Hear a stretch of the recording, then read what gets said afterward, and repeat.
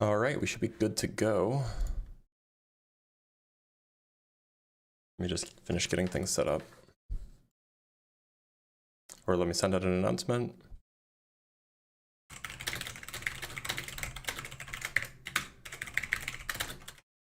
There's the horizontal link. There's the vertical link, and we should be all set.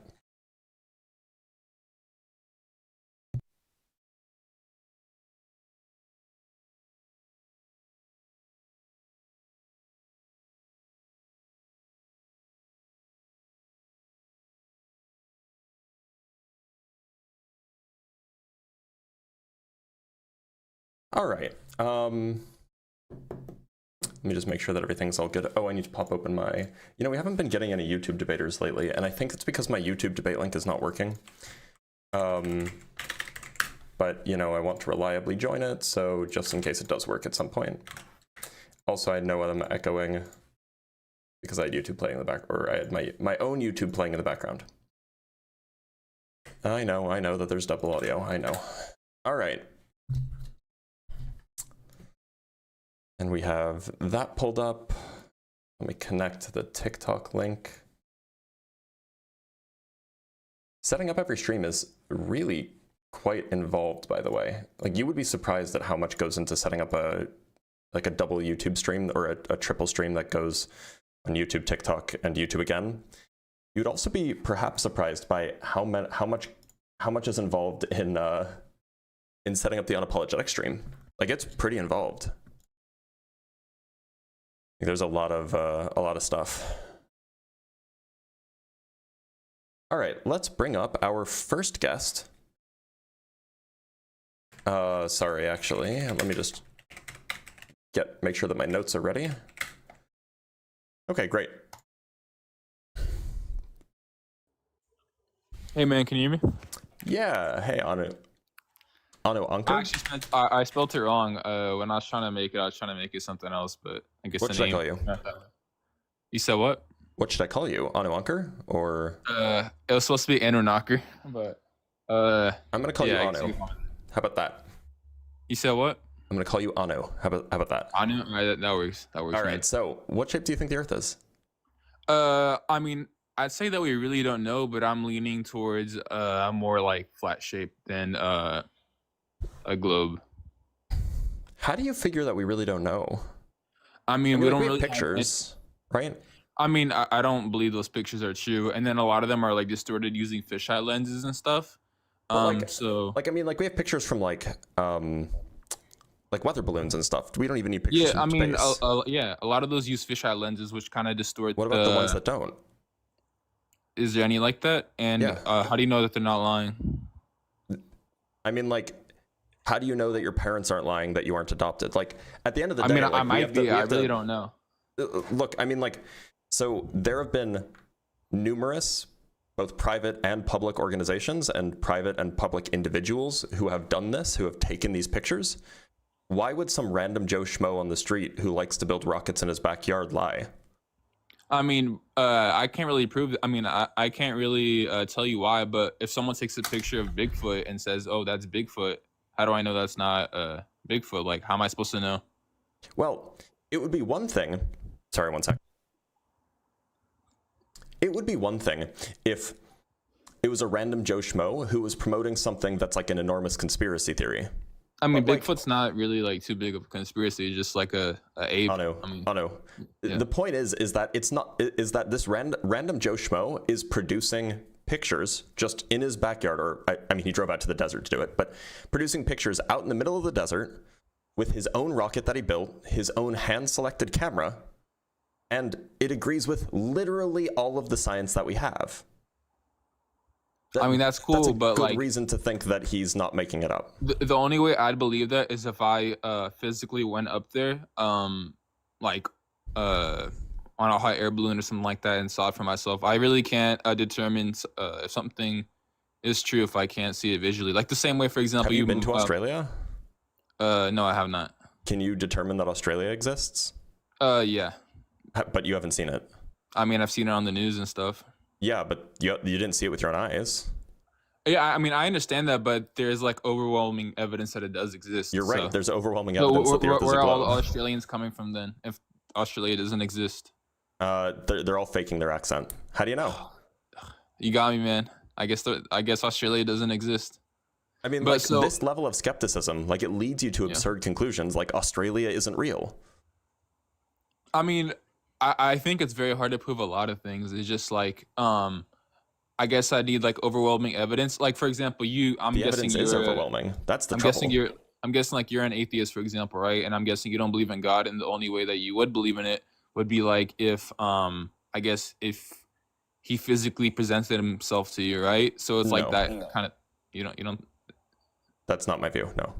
Okay, I mean, I'm not trying to get on a tangent, but would there be a way to prove that the Earth is a globe, just like besides using photos and stuff like that? Like, Yeah, we through can make experiments? predictions. We can talk about the way things are. For example, do you have an explanation as to why or how the air pressure decreases with altitude? Like if you drive from, I don't know, Los Angeles to Denver, and you just carry like a pressure gauge with you, a barometer, you'll find that the air pressure starts out fairly high, and then as you get higher and higher in altitude, the air pressure gets lower and lower. Do you have an explanation for that? I mean, how would that not work on a flat Earth model? What's the explanation that you can provide? What's the explanation that you can provide? I just want to hear it out. For me, I'll see. on the globe model, it uses gravity. But I don't think gravity is really real. I know you don't, so what's your explanation? So here's the thing about gravity, right? So they say the Earth formed about 4.5 billion years ago, right? And the moon formed around the same time, correct? A little bit later, but yeah. Yeah, and they say that the moon moves about 1.5 or like 2 inches away per year, correct? No. Well, that's how quickly it's moving away now. It hasn't always been moving at that rate. So how do we know that? Because so if gravity is the force that attracts everything to a greater mass, why is the moon moving away all of a sudden? So the reason why the moon is moving away from us, and by the way, this is a huge tangent. I asked you for an explanation as to how air pressure changes with altitude on your model, but I'll answer. The reason why the moon is moving away is because the moon is losing gravitational energy, kinetic energy, as a result of friction. So the Earth is basically being stretched and squeezed, and the moon is basically being stretched and squeezed as a result of the gravity. And when you stretch and squeeze things, they can heat up, and that energy comes from the kinetic energy, the gravitational potential energy, and the gravitational potential energy of the Earth-Moon system. And so as a result of the loss of energy, the moon slows down. And by slowing, so as a result of the loss of that energy, the moon is forced into a higher and higher orbit. Okay, but I mean, as for like what you mentioned, I think something about atmospheric pressure. I think I got that backwards. But regardless, the point is that I could offer you an explanation if you wanted one. All right, but like I said, so basically, atmospheric pressure is like just how heavy the air is, right? Kind of. No, it's basically a measure of how much air there is in a given volume. Okay, I mean, on a flat Earth model, it's still like a container, kind of like it's not like the air is just like floating around aimlessly into space, right? Yeah, but why is there more closer to the ground and less higher up? Because there's a firmament covering the Earth. Why does that mean that there'd be less higher up? What do you mean? I mean, why would there be less air higher up? Because of buoyancy and how what's it called? What is causing heavier buoyancy air is caused by the difference in air pressure. Yeah, exactly. So you can't use buoyancy to explain the difference in air pressure if buoyancy is caused by the difference in air pressure. So there's higher air pressure lower down. Why? Right? Why? Because all the heavier air goes down to the bottom. It's like simple buoyancy. Why does it do that? Because lighter stuff goes to the top. Hold on. Buoyancy is caused by the differential of air pressure. Well, it's actually not caused by buoyancy. It's caused by incoherent I think it's called incoherent dielectric magnetic acceleration. That's what it's caused by. It's a magnetic force. Are you trolling me? No, I'm not. I'm being serious. So do you know what any of those words mean? I mean, I used to like be really like super into it a while back, but I was explained that it's like a magnetic force that so like basically gravity doesn't exist. It's just like something to do with like electricity and stuff like that. Do you have any evidence that that's the case? Because the evidence gravity does, because I have overwhelming evidence that gravity exists. I don't know. It just gravity doesn't make sense to me. Like if the moon's moving away, why are we not moving towards the sun at like 1.5 inches per year? Like it doesn't make sense. To be clear, the moon moving away is a result of the dynamics of the Earth and the moon, and the fact that the Earth and the moon are not individual point particles. They are things with objects that stretch and squeeze and transfer motion. Sorry, the correct explanation for why the moon is moving away is because it's stealing angular momentum from the Earth. The Earth's rotation is slowing down, and in doing so, it's transferring that energy via the gravitational force So to then you're the saying moon, causing the moon to speed up, getting into a higher orbit. So you're saying Earth used to spin way faster than it does now? Yes, and we know that for a fact. How could life even exist then, if it spun way too fast? I don't know what you mean by way too fast. Why wouldn't life be able to exist if it was spinning twice as fast? How much has it slowed down? So I think like 65 million years ago or so, it was spinning. It took 22 hours for it to be a day. Mm-hmm. So why couldn't life exist if a day was 22 hours long instead of 24 hours long? That's only 66 million years ago, right? 66 million years ago. Yeah. I mean, in the grand scheme of things, it's almost nothing. We can look up the numbers if you want. The Earth used to spin about twice as fast, like I think it was like a billion years ago or something like this. That makes no sense. How would life even be able to exist? Why wouldn't life be able to exist? Twice as fast? I mean, everything is... I mean, the Earth spins like at this speed for a reason. Like it's all... What do you mean for a reason? I mean, it's all been calibrated. What negative effect would it have on life? What has changed? What negative effect would the Earth spinning twice as fast have on life? What does the spin of the Earth change? What does the spin of the Earth change? Not much, really. It just changes the length of a day. So it could spin twice as fast as it does now, nothing would happen? Yeah, I mean, like, we'd probably have to recalibrate how our economy works. Wouldn't gravity just not work and we just fly off the planet? No.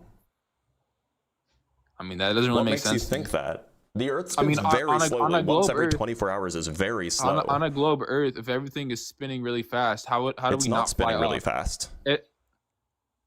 Okay, look. So if I get a helicopter, right, and I fly, let's say. Hold on. No, I'm not letting you pivot, Anu. The Earth is not spinning really fast. It spins slower than the hour hand on your watch. It's 1,000 miles per hour, isn't it? Have you ever looked at an analog clock before? Yeah, I have one. Okay, you know the hour hand? Yeah. It doesn't look like it's moving, right? I mean, if you stare at it long enough, yeah. Like it's hard to tell that it's moving because it's moving so slowly. The Earth spins at half that speed. Well, I understand that you're saying that. It makes one full circle in 24 hours rather than in 12 hours. Because they say that the Earth's circumference is like what, around 24,000, 25,000. Something like that, yeah. Yeah, I mean I guess that would work on that model, but like I said, we don't really know how. I mean, look, there's a lot of things I could go into. But it just seems like you're confused by a lot of things. That's assuming that the Earth is 26,000 miles in circumference. So look, I mean, the point is that the question that you asked, well, if gravity is real, why is the moon receding? Well, we have an explanation. It's a result of angular momentum transfer. I mean, those are just like convenient responses. They're not convenient responses. They're not convenient responses. They are principled responses that come from known laws of physics. They weren't made up on the spot. We understand how these things work, and we've understood how these things work for hundreds of years. This isn't some convenient thing that somebody made up. But it seems like you can ask questions all day, and I will have an answer for basically every question you ask. But the moment I ask you a single question like, oh, why is it that, or the moment I ask you a single question like, what do those words mean in the explanation you gave for, why it is that you have denser air at the surface and less dense air at the top, you don't have any explanation as to what the words even mean. Why is it that my burden is, I need to be able to answer every single question with extreme precision, and then it's just called a convenient explanation, but you don't have anything? I mean, you're the science guy, so you're supposed to. Why do you hold the belief that you have if you don't have an explanation for anything, and you know that the scientific explanations are there? I mean, look, I'm giving the best explanation possible that I can. Obviously, there's flat earthers who can explain it better than me, right? No, that's the trouble. There is though. There aren't. They've proven that the Earth is flat. They all do the same thing. I mean, why is there an ice wall surrounding the whole planet? There's not an ice wall. Antarctic Treaty. There is. You've been lied to. The Antarctic Treaty doesn't mention an ice wall in it at all. There's literally photos of people going over the ice wall, and then they try to shoot them down with missiles. So there's literally not an ice wall. There's an ice shelf. Is that what you're referring to? I mean, I guess you could refer to beaches in Antarctica, right? with sand and stuff and palm trees. I'm Well, guessing. it's like rocks, but like yeah, not. I mean, It's cold, so there's no palm trees. It's like a I like mean, a rocky is that pebbly beach. actually But yeah, on Antarctica, or is yeah, that we have just like photos of it. a You can see satellite penguins island off there. of Antarctica? You can see penguins there. I mean, okay, but I mean, look, that's a part of the island, but like the greater Antarctica. The island? What island? I mean, there's islands in Antarctica. So wait, is Antarctica is Antarctica just an ice wall, or is it not? I mean, I wouldn't say okay. Antarctica is part of it, but like the North Pole, Antarctica, and maybe other areas that we don't know about. Huh? The North Pole isn't Antarctica. No, I'm saying the North Pole and Antarctica. Those are different things. But I'm just saying that. Yeah, but I'm saying that so the North Pole is like at the top, right? It's like Greenland. It's at the north. Yeah, like around there, and then Antarctica is obviously on the bottom. But I don't think. Yeah, I mean, I get but I don't think they're like ice caps or anything like that. I just think that it encircles the whole planet in like Why do you think that? Because I've seen videos of it. Oh, like, I thought that the videos couldn't be trusted. Oh, they are, because they try to shoot them down with missiles. So obviously, wait, no, but how do you know that that's not fake? I mean, it could be, but I have. So then why do you believe it? Because like the Antarctic Treaty, it was like a treaty between all the nations that you can't go to Antarctica. It's literally not. Yeah, you can't go to Antarctica without government approval. You can go to Antarctica. In fact, Irish people don't even have to tell their government that they're going. Yeah, but then that's where they get shot down. Look, no, they don't. Yes, they do. The Antarctic Treaty literally, the Antarctic Treaty specifically says there can be no military on Antarctica. That is part of the Antarctic Treaty. I mean, a lot of the government can say whatever, but that doesn't mean the second point is that the Antarctic Treaty only applies to citizens or to countries that signed on to the Antarctic Treaty, and it's about a quarter of the world's countries signed on to it. The rest did not.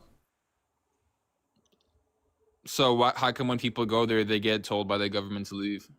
They might be citizens of the countries that did sign on to it. But how would they know if someone's a citizen or not?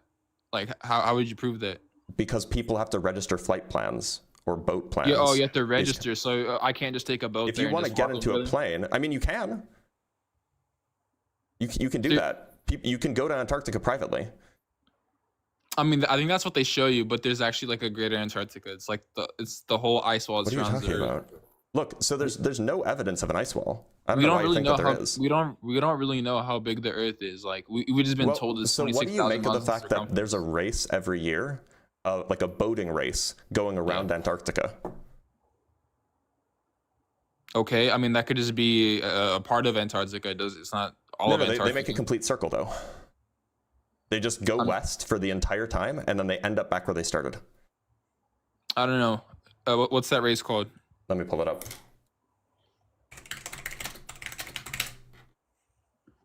The Antarctica Cup Yacht Race.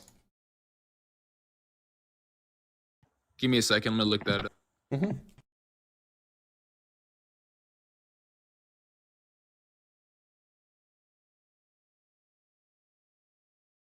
Yeah, it's rich people stuff, absolutely.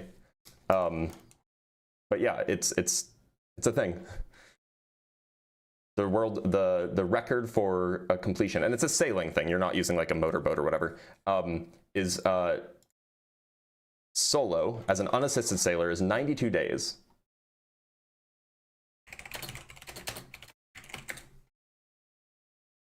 How do you explain red sprites? Don't change the topic. Okay. Can you address the Antarctica Cup Yacht Race? I mean, that doesn't really mean anything. I mean, they could, if I, what's it called? Doesn't really mean anything? I mean, if I said go around the iceberg and call it Antarctica, that wouldn't mean that they're going. How do they end up back where they started just by going west?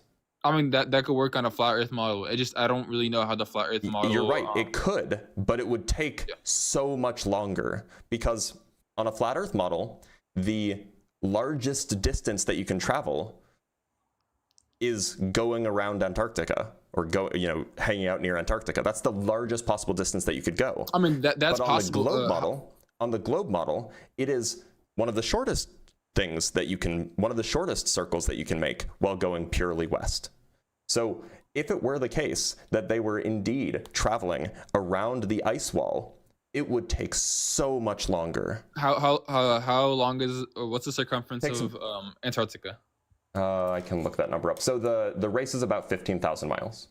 15. I mean, that could work on a flat Earth model too. No, Like it I said, can't. we don't know how. I mean, maybe the No, circumference no, of it the can't. ice wall is 15,000. I mean, Why- like why we know. not? So how far? Do you think that if you were to travel west along the equator, that we know how far that distance is until you get back to where you started? I mean, I think you could go far enough until you hit the ice wall, and then. No, just west, not southwest. I mean, there's an ice wall in every single direction. You go west. You don't go south. Wait, west referring like from where I'm at, or No, just you just follow a compass going west the whole way. Yeah, you hit the ice wall eventually. The ice wall's in all directions. You think that if you go west long enough, you start going south? No.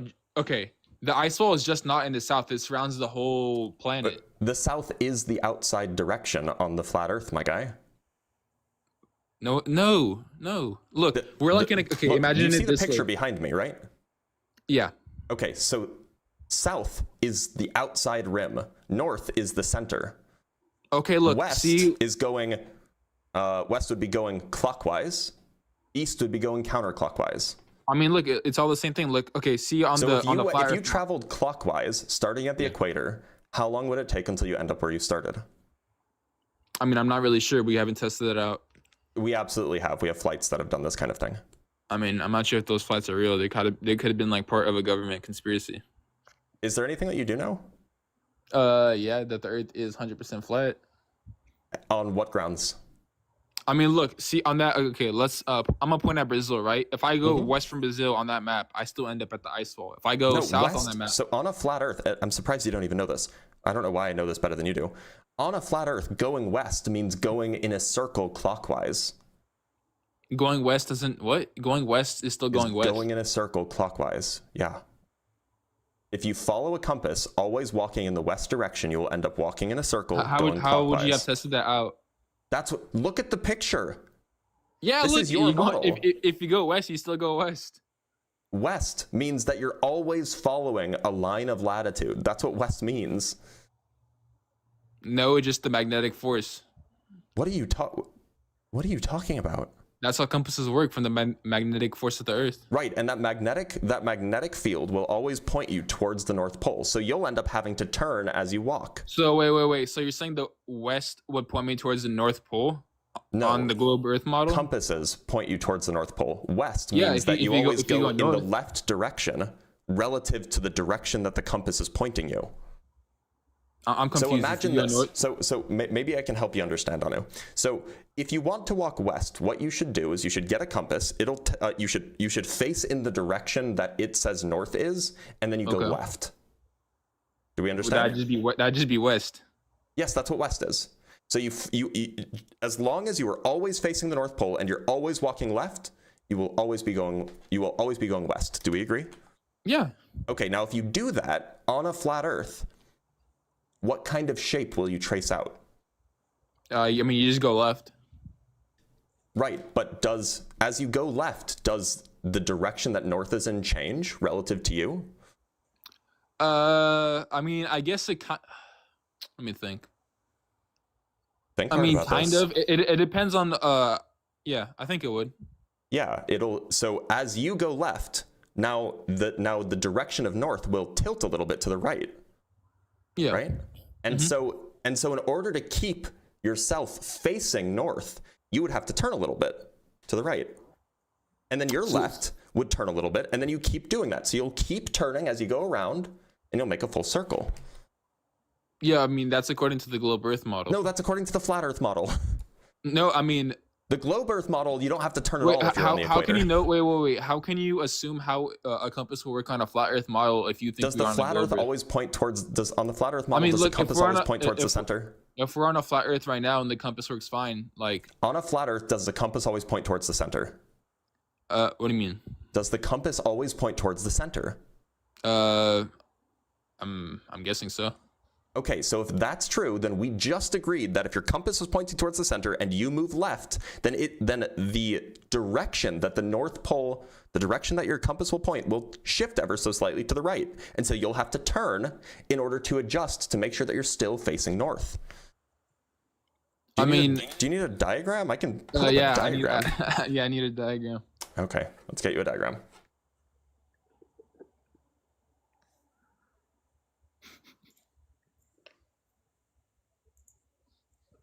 All right, we're gonna draw a diagram in paint. All right.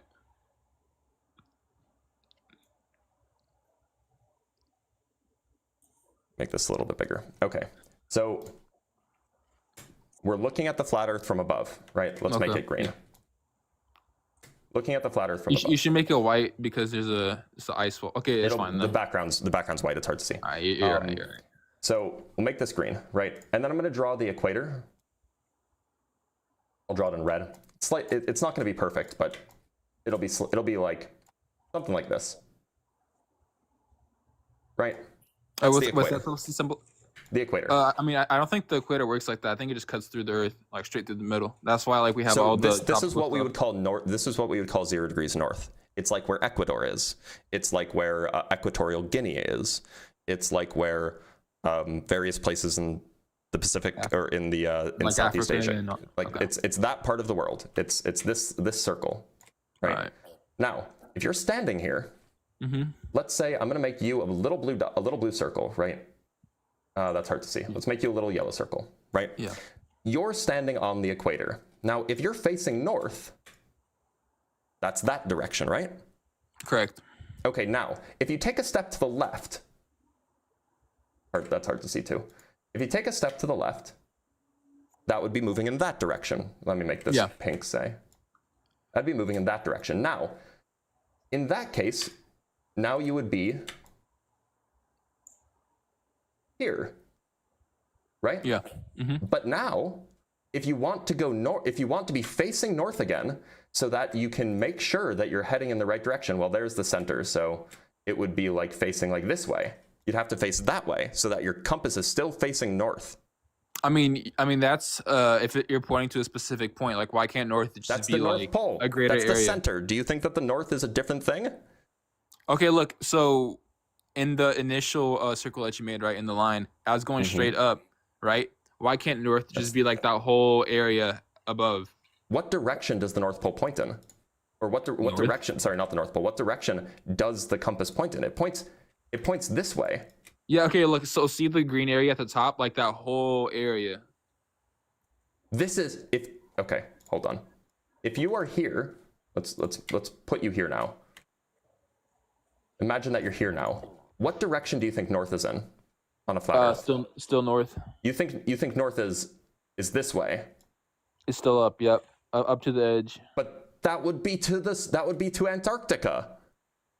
Exactly. So you think you can go north and end up at Antarctica? Yeah. I mean, so you think that your compass would point towards Antarctica? Yeah. I mean, does it not do that now? I mean, no, compasses point towards the North Pole, not Antarctica. Yeah. I mean, what I'm saying is this, right? So Antarctica, the North Pole, all that, it's not. It just Antarctica. The whole thing. Antarctica is around. In your view, right? Yeah, let's call it Antarctica. You can call it the ISO Antarctica, yeah. This is Antarctica. Correct. Generally known as the South, right? I mean, okay, look, when I say Antarctica, right, in the way I'm referring to the model, right, I'm not referring to it as like the South Pole, right? I'm referring to it as like the ISO. The reason it's called the South Pole is because if you follow a compass heading south, you'll end up at it. Okay, a jellyfish is called a fish, but it's not a fish, right? Wait, so do you think that if you go south, okay, here's a good example. Do you think that if you go south from Australia, you can end up in, I don't know, Korea? No, you'd end up at the ice wall. Okay, if you think that you go south from Brazil, do you end up ice wall? And if you go south from South Africa, where do you end up? I mean, yes, the ice wall, like in every single direction, you end up at the ice wall. I'm gonna draw a picture for you. So you think that if you end up, I'm just gonna draw some continents for you. So here I need a different color. Okay, so here we have South America. Here we have Australia. What am I missing? Here we have Africa, right? Yeah. Something like that.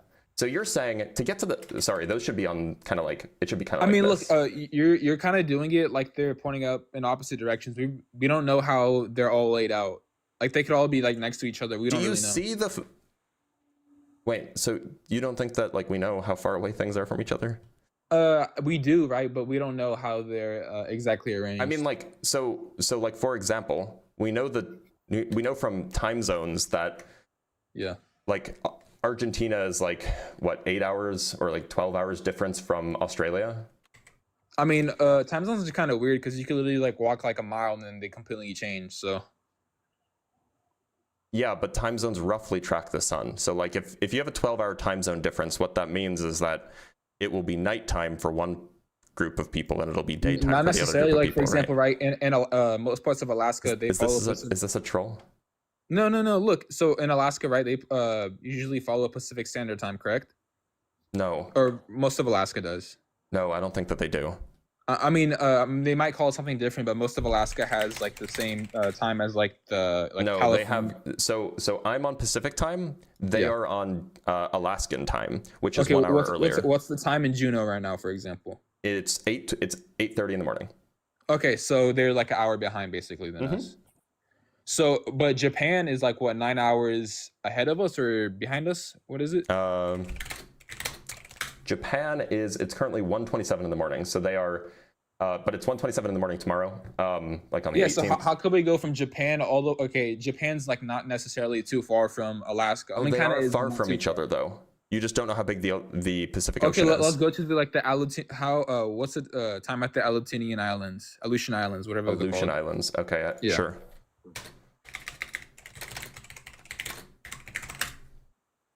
The Aleutian Islands, it is same time zone as Alaska.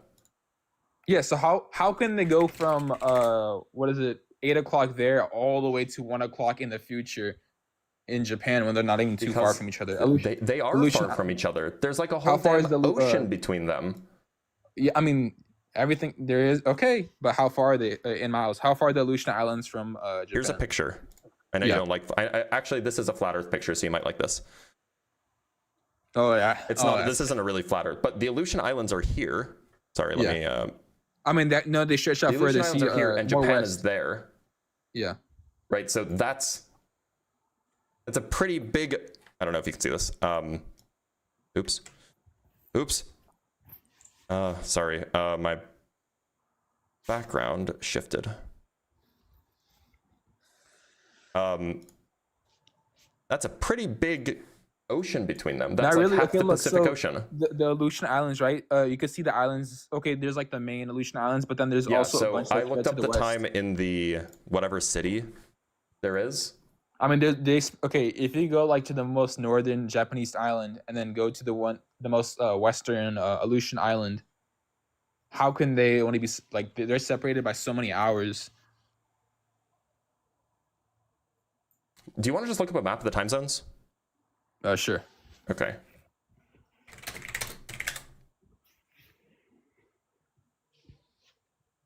I just want one that's like continuous and doesn't cut off at the edges because then it'll be easier to see. It should be big. Actually, maybe we could do a Gleason map of the time zones. Because you know the Gleason map was originally created to be a time zone map, right? No, I didn't know that. Yeah, it was. No, I agree. I'm just saying I didn't know that. Okay, so this is the closest I can find for like what we want. That will be illustrative. Was it bright? Right. Okay. So like it's not perfect because there's political divides, but like clearly you can see that the time zones roughly follow vertical lines. And on this map, vertical lines just means north-south lines. Okay.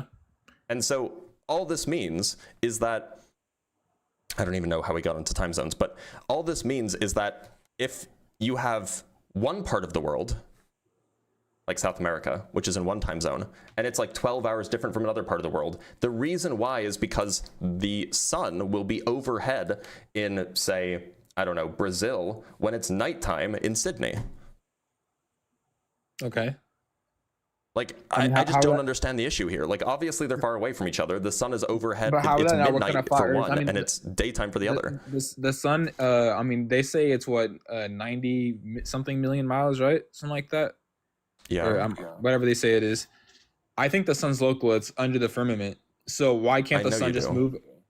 Why can't the sun just move in like in an orbit around the Earth at the top of the firmament? Well, there's no evidence that that's the case. There's no mechanism that would make it float. There's no mechanism that would make it turn in its circle over and over again forever. I mean, you can't. There's no evidence that, like, there is evidence that it's not 5,000 miles away or however many miles away. But setting that aside, even if that's what you believed, you would still be under the impression that, yeah, it's nighttime in Australia when it's daytime in Brazil. But look, okay, so the sun to us, right? It appears as like a big bright object. But if you use like a special, why are we moving away from this issue that I'm you just saying not that the understanding north versus south? I mean, I did. I literally proved to you.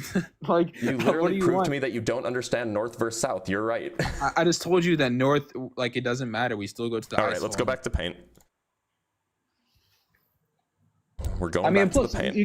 You could literally look at the other, like the moon in the sky and see that it's flat. Like, where do you observe the curvature on that? Okay, like, we're going back to paint. Right. So, do we agree that when it's daytime in Brazil, it's nighttime in Australia?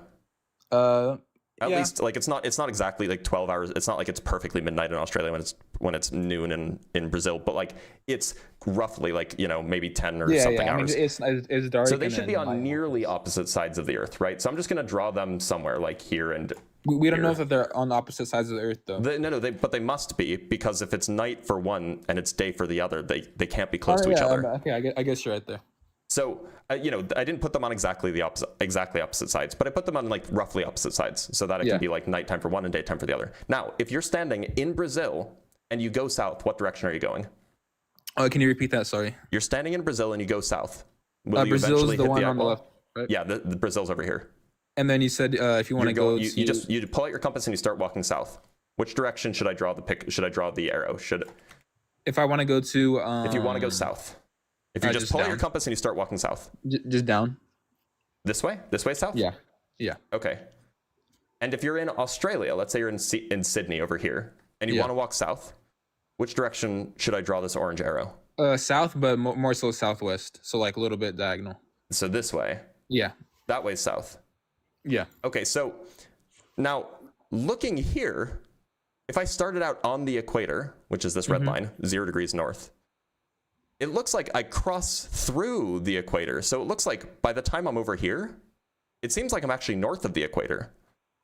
It seems I'm closer to the middle than I mean, that's not really relevant to anything. We're not looking. Well, but that's what latitude is, right? Latitude measures how close you are to the North Pole. You're looking at north, south, and west and east in relativity to the equator. We're not even focused on the equator. We're focused on the ice wall. But if you're north of the equator, that means you're closer to the center, right? Or is that not what you think? I mean, the center of what? The planet, or closer to the center of this red circle? On the equator. I mean, that's how your equator looks like. But yeah, this is a flat Earth picture. This is not a globe Earth picture. I mean, there's different flat Earth models, but can you name which one you subscribe to? The one I subscribe to is the one that I don't like. What's it called? I'll put it this way: I don't really know how the Earth is shaped. I don't know how. So you don't have a flat Earth model. Assuming it's flat, huh? So you don't have a flat Earth model, is what you're telling me? Yeah, kind of. Yeah, I mean, I'm just going off yeah. So your model can't make any. If you don't have a model, you can't make any predictions, can you? You can't. I mean, try to explain anything. Well, people didn't have models like thousands of years ago, and they still knew that the Earth was flat. They actually knew the Earth was a globe 2,000 years ago. Yeah, but for the rest of humanity, like pre 2,000 years, they thought the Earth. It was about 2,500 years ago. That's why when they sail on ships, they end up at the ice wall. There's been documentations of people in the 1700s, 1600s ending up at the ice wall and stuff. And you believe that, even though you've never been? I mean, why would they lie about that? That was before why would the random person who builds a rocket in the desert lie about their pictures? about their Because video? they're all paid by the government to lie to us. Like if you look at all the people from the 1700s definitely weren't paid for by the government, right? I mean, they could have been. I mean, why would they get paid? Who do you think funded their expeditions?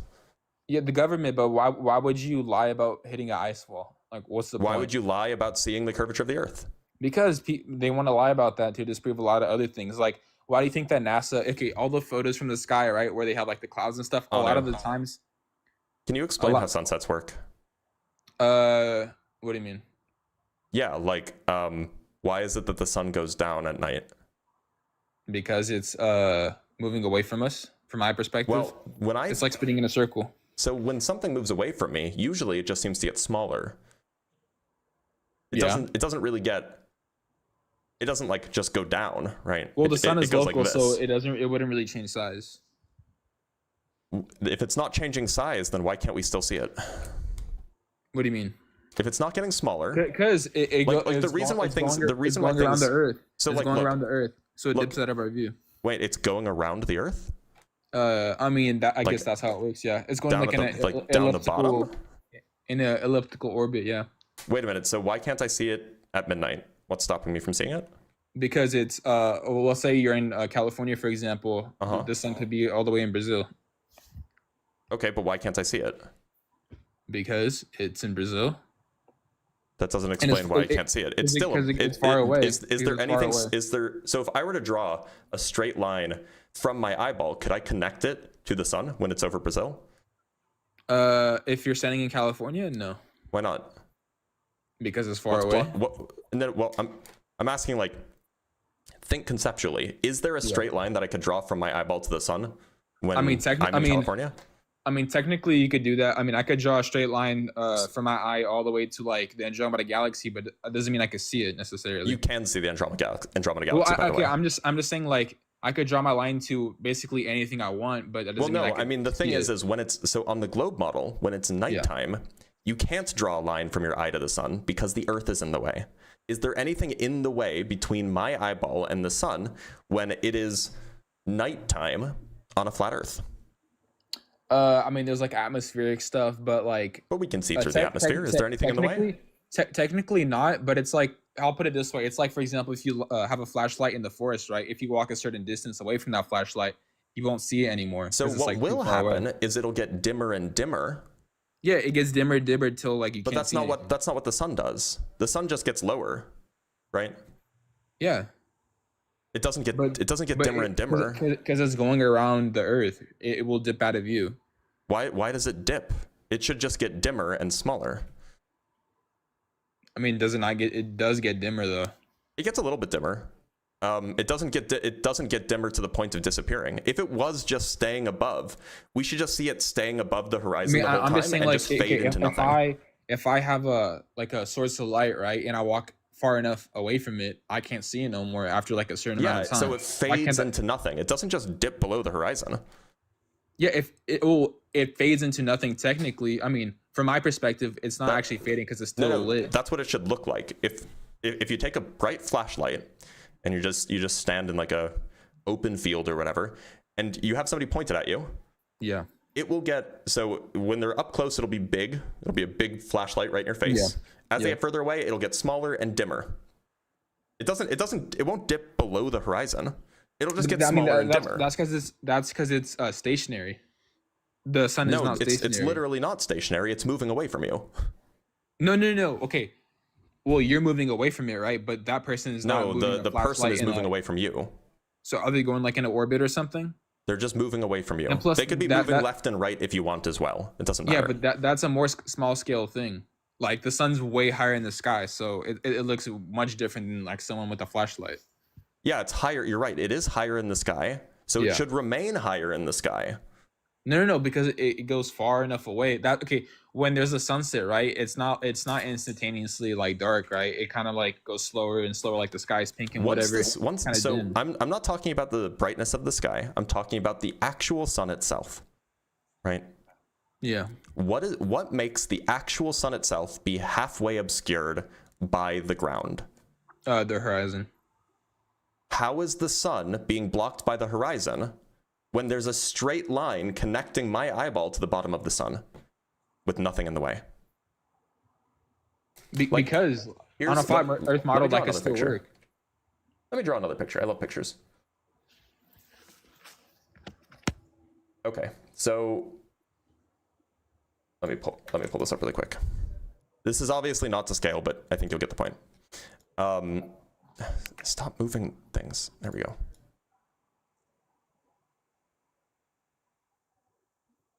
I don't know why it's. And look, this is assuming that the sun moves in like a perfect orbit, right? Like no, it's not. It's not assuming anything. It's not assuming anything. Let's say you lie on your back, right? If you lie on your back and the sun, like, if you just trace your finger, this isn't assuming any of that. Okay. Okay. So here's me just standing here, right? The horizon on a flat Earth model. So here's me standing here, right? So I'm gonna just draw the sun, obviously not to scale, but it'll illustrate my point. So when the sun is here, I can see the whole thing. When it's like nearly directly overhead, I can see the whole thing, right? And I can see the whole thing because there's a line connecting to this side of the sun that's unobstructed, and there's a line connecting to this side of the sun that's unobstructed, right? There's just nothing blocking my view. I can see both sides of the sun. Yeah. Okay. Now. Oh, wait, what do you mean both sides? I mean, I can see the whole circle, right? Circle. So the Earth is the sun is flat. No. But you just said it's a circle. We see two-dimensional cross sections of things. Exactly. So a two-dimensional cross section of a sphere is a circle. So how do we see the sun and the moon in the sky and then? Hold on, I'm not gonna let you change topics. I'm not gonna let you pivot. Now, imagine that it's like, imagine, obviously not to scale, shrink me down a lot so then it can be to scale. It'll be the same thing. Now imagine that like now the sun is in like over Africa or something, and I'm in California. Now, now I can still see the tippy, and it's about to be sunset for me, right? Well, so if you're in California and the sun's in Africa, you won't be able to see it. No, maybe it's like about to be sunset for me or something like this. Okay, I don't know, wherever it would be where it's about to be sunset, right? I can still see the top of the sun because nothing's stopping a line connecting my eyeball to the top of the sun. But for some reason, so I can still see the top of the sun because it's half sunset. But for some reason, and this needs explanation. There's ground stopping me from seeing the sun, the bottom half of the sun. I just can't see it. This is what it looks like. Why? What's going on here? Why can't I see the bottom half of the sun? Because it's beneath the horizon. But it's not. It's above it. The horizon, the ground is down here. Why does the horizon all of a sudden get up here?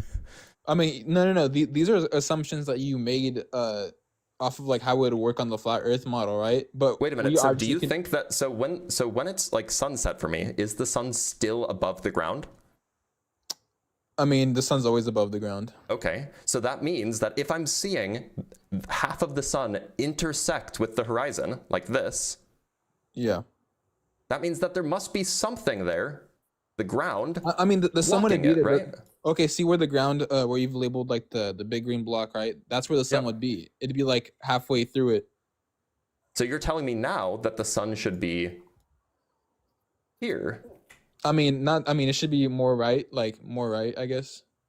Yeah, kind of. I guess like that, kind of. So the sun is touching the ground. I mean, the sun never touches the ground. So then, how is it touching the ground? How can the sun touch the ground if it's always in the sky? That's a great question. So then I should draw it up here if it's still in the sky. No. But okay, well, I guess you're being like super literal about it. But okay, I guess. Yeah, where is the sun? In the sky. Okay, so is it some distance above the ground? Yeah, we don't know how far it is. About say a couple thousand miles. Who knows how far it is? A couple thousand miles, sure. So if it's above the ground, then I can see the top half of the sun right at sunset, right? There's a direct line connecting the top half of the sun to my eyeballs. That's how I can see it. Okay. What's stopping this line from the bottom half of the sun from getting to my eyeballs? Why can't I also see the bottom half? I mean, you could always see the bottom. Okay, you could always see the whole sun until it dips below the horizon. So we're talking about halfway through sunset when you can only see half the sun. Yeah, why can't I see the bottom half? Why can I only see because it's dipping below the horizon. It's going beyond. Wait. Look, I'll go over this again. I can see the top half because there's a direct line connecting my eyeball to that part of the sun, right? Yeah. there's also a direct line connecting the bottom half to my eyeball, Yeah. right? Yeah. So why can't I see the bottom half if there's also a direct line connecting the bottom half to my eyeball? You can see it though. Look, Not so okay, during a sunset. because it's below the horizon. What If are you it's talking below about? the horizon, then it should be touching the ground. Okay, it does touch the ground. It does. So it's like here. No. Okay, so you're assuming that like it's just like floating above us, right? Is it not? Well, it is, but the way the sun orbits is not like in a super like circular pattern. Like It doesn't there's, like- matter. It doesn't matter. You can always find you can always like project it to a plane like this so that it's just some further distance away. Okay, look, for example, the Doesn't sun matter above the you. shape of the orbit. So let's assume the sun above you on the left, right? That's like 1 o'clock, 12 o'clock sun, Yeah, right? something like that. The sun that you have on the right, that'd be like maybe like a 5 o'clock. No, I don't know, this would be 6 like o'clock-ish? 6. So I haven't drawn it to scale, but like this is intended to be like 6:30 or like 7 o'clock. Okay, right, and a 7 o'clock sun or 8 o'clock, whenever it's like about to be night, right? I mean, Yep, sunsets are like different everywhere. right at sunset. Yeah, that would be like halfway through the ground, and I'm not So it talking would be about like that in a this. literal sense. I'm just saying it would be like, I wouldn't say it's like actually Look, touching the ground. where Literally is the sun actually in the at that sky. time? Okay, so it's It's actually always in like the sky. here. It is from our perspective. It dips below the Okay, horizon. so 'cause it's moving away from actually us. right here. Yeah. Okay, so if it's actually right there and it's giving off sunlight in all the directions, right? Yeah. That's what the sun does. It gives off sunlight in all directions. In particular, there's going to be sunlight that comes from this part that gets directly to my eyeball. And there's going to be sunlight that comes from this part that gets directly to my eyeball, right? Yeah.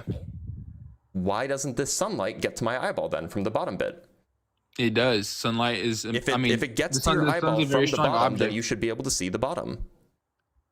I'm confused on why you're talking about the bottom all the time. Like, Because you can't see the bottom at sunset. You can only see the top half. okay, why not? Why can't you see the bottom at sunset? What's causing that? Wait a minute. Obstruction? Wait, hold on. This is just an empirical fact, right? Okay, show me the image of a sun at sunset. Yeah, okay. I'm not sure if you've ever seen a sunset before, but you can I've see seen all kinds of it. so many sunsets. I'm just trying to find clearly one not. I'm just trying to find one over water so that you can't say that it's like land blocking it or something like this. Okay. Actually, there's a good video that I know. Maybe you'll like that more. Someone in the one moment. comments said, with this logic, you should be able to see a dimly lit sun at 10 p.m. I mean, you can sometimes. It depends on where you are. In the North Pole, when I was in Iceland, that's how it worked. Okay, there's a particular one. Do I have it saved somewhere? Oh, it's this one. Here we go. All right. Okay, this is a sunset into the horizon. It's this is over the Pacific Ocean. Oops. Wait, is it full screen? Yeah, I'm just trying to adjust it. There we go. So then it's in the middle. Okay. All right, sunset. So I'm just gonna fast forward a little bit because Okay. otherwise we'll have to wait for a while. Okay, we can see the top and bottom still. Yep. Oh, what's happening? It's going below the horizon. Okay, so at this moment right here, Yeah. let's go back to our paint drawing. Where is the sun? That moment right there. It's halfway. Okay, in a literal sense, or like In a literal sense, where is the sun? it'd be like so it'd be like super far right, but Okay. it'd look like it's We'll just below the just draw horizon. it further right. Fine. Yeah, yeah, but from that perspective, it'd be like super far right? But it looked like it's below the horizon because it's so far away. Wait, but hold on. We are not done yet. Yeah. Oops. I just want to delete these. Delete that. Okay, so now I'm going to go and I'm going to draw your super far away sun, right? Yeah. Solid outline, no fill. There we go. And let me just extend the ground a little bit. There we go. Super far away sun, right? Yeah. Okay, so that would be like when it's like in the horizon, right? Yeah. I mean, it's kind of hard to illustrate on paint, but like, when it's at a great distance, right? I'm guessing it's like thousands of miles away. It looks like it's I mean, it's like the same way. This is just zoomed out. We're just zoomed out a lot. Yeah, it's like the same way if you see someone like super far away. It did look like so the part that we can't see is which part of the sun?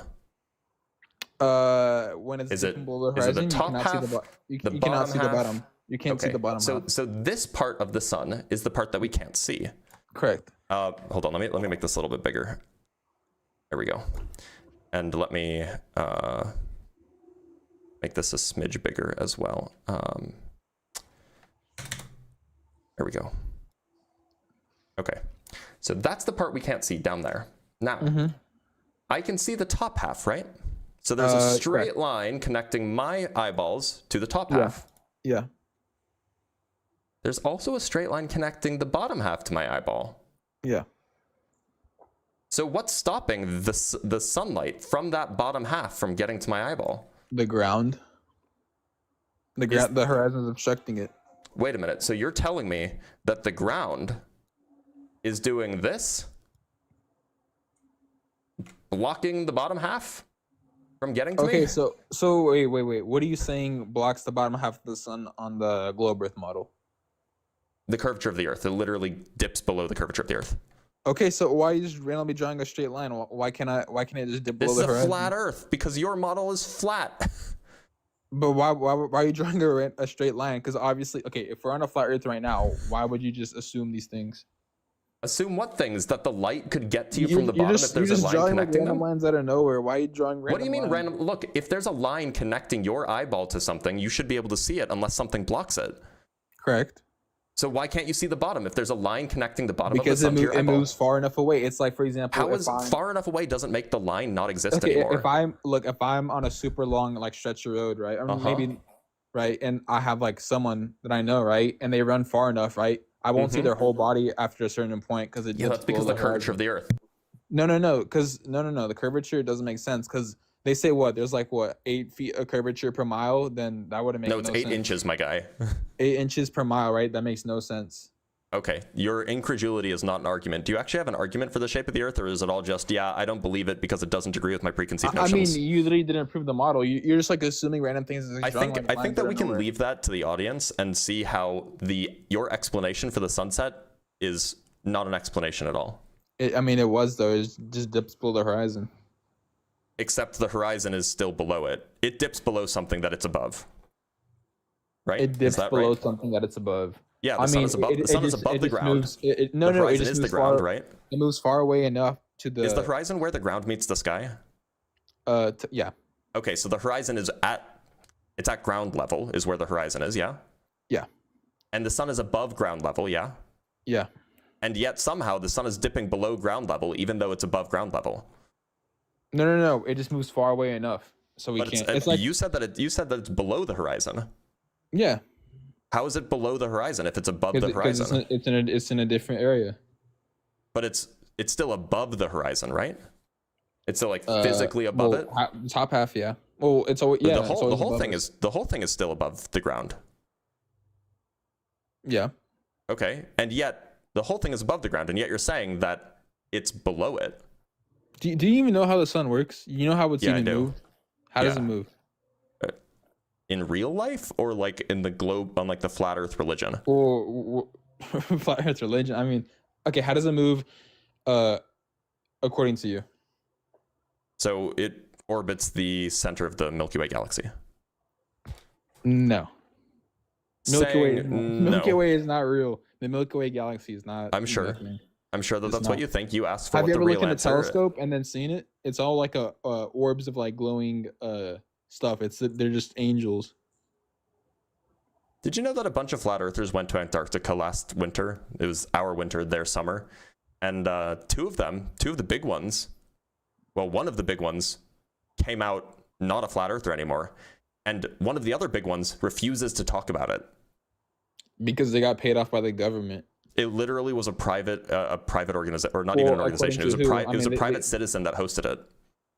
Yeah, but he could have been paid by the government. No, he wasn't paid by the government. He's independently wealthy. How do you know? Because we know who he is. Okay, His we name know is a Will lot. Duffy. I know you. We know how he made his like money. He was a finance guy. I mean, there's a lot of people who say that they're like private, but they can be paid by the government. We don't really know He's that. a civilian. He runs a church. He's a Christian. Well, a lot of Christians they get paid by the government to like spread propaganda. Are you paid by the government to spread propaganda? Because you sure sound like it. All right, man. I can't troll no more. I can't troll no. Oh, I'm gonna block you. All right, man. Have a good one. Have a good one, man.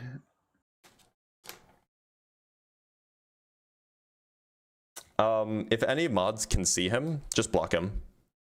I don't want him ever showing up on my live stream again. He just wasted like an hour of my time.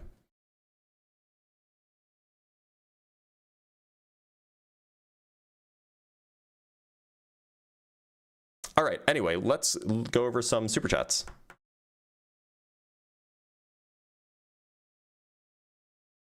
We have €2 from Cole. Stay awesome and patient.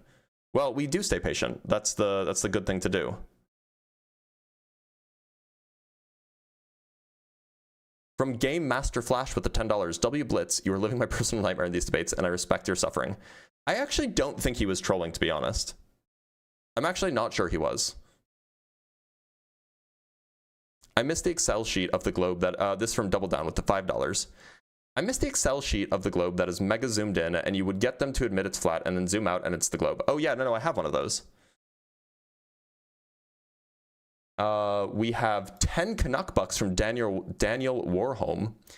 If flat Earth is true, why is the sun only in the north of the sky in the southern hemisphere and opposite in the north? Would it not be in both the north and south of the sky in both hemispheres if the flat Earth is true? It depends on which kind of flat Earth that you're referring to, but some things don't make sense, and that's one of them, something related to it anyway. Yeah, I'm pretty sure he was sincere until he realized he couldn't justify it. That's roughly my view. And then from Sky1 Davs with the 5 Canuck bucks, do you ever do these debunking quantum mysticism? Not really, just because the kinds of people that I get are not the kinds of people that I would feel good making look silly. That's roughly what it boils down to. Let me just write something down really quick. All right, let us talk to Shane.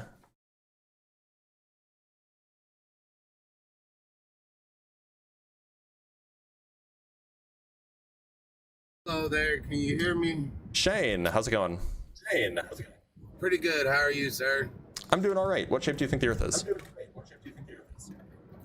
So, I don't believe it's flat and I don't believe it's round. Okay, what shape do you think the Earth Because is? when you think flat, when you think flat, you think like a piece of paper or a folder or something like that.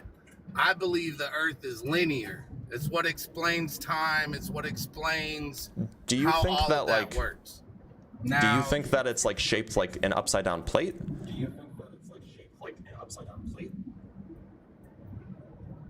Or perhaps an That's upright plate, something kinda, like but this. not Or perhaps an upright plate, something like this. something sort of kind of like that, but more. Okay, It's so kind you of were hard to picture a linear object, you know. I don't know what you mean by believe linear. it's flat, because exactly. So time is linear, right? We have time zones that are in a linear. Time is No, considered linear. time zones are circular actually. So Shane, are you driving? no, I'm just in my car right now. That's why on my sound system. That's why you hear it. Can you roll down your window? Yeah, I can roll down my window. I'm a traveling salesman. I'm literally sitting still right now. I'm just a traveling salesman. I'm in my car, window down, car just rode by. So like I'm not. Okay. Yeah, no, I believe that. I'm not driving right now. Sure. Yeah. Okay. You're good. So look, my question is like you know that time zones are circular, right? They loop back on themselves. That's what they say. Yes. Yes. I mean, like, So if it was linear, then you could go east forever and you could just keep traveling into the future. Well, so that's the thing. They how could you not? If you know time zones. And if you traveled west, you could just never travel into the future. Go back in time, right? You know, but traveling west doesn't take you back in time. It's one of those things where. By the way, is your Bluetooth on or something? Because the like I'm getting some echo. Yeah, let me cut it off real quick. There, is that better for you? I hope so. Yeah, it is. Okay, so look. All right. Do you think that if you traveled north far enough, then you'd end up going south again, and then if you traveled south far enough, you'd end up going north again? Yes. Okay. That's equivalent to a globe Earth.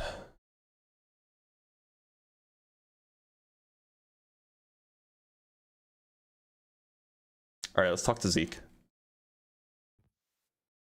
Zeke, how's it going? What's up? I'm blessed. How are you? I'm doing all right. What shape do you think the Earth is? I definitely don't think it's a spinning ball. And Okay. Do you think that it's a non-spinning ball? no. Oh, Okay. it's not a spinning So ball? what shape do you think that it is? Well, I kind of just I kind of like that other dude's theory, his linear Earth. That kind of explains it more, because when you do say flat, you guys think like, oh, it's all flat and it's just a continuum forever, or there's an edge and this and that.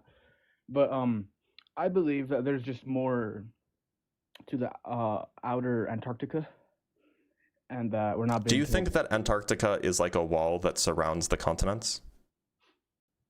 Maybe in some portion, yes. Yeah. Okay. So you're a flat earther. You just don't like that. You just don't like the word flat, but like that's equivalent. Yeah. Fine. Okay. What do you make of why things fall?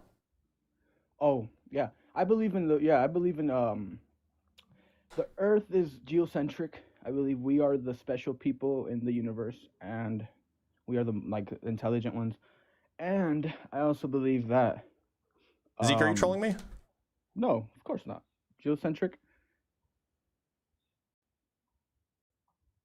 Geocentrism. Do you not know what that is? I do, but you don't have any flat Earth content on your page.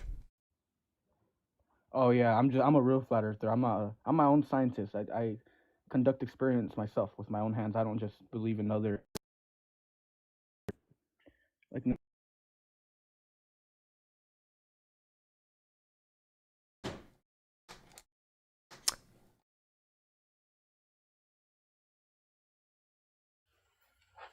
Science and natural law. How's it going?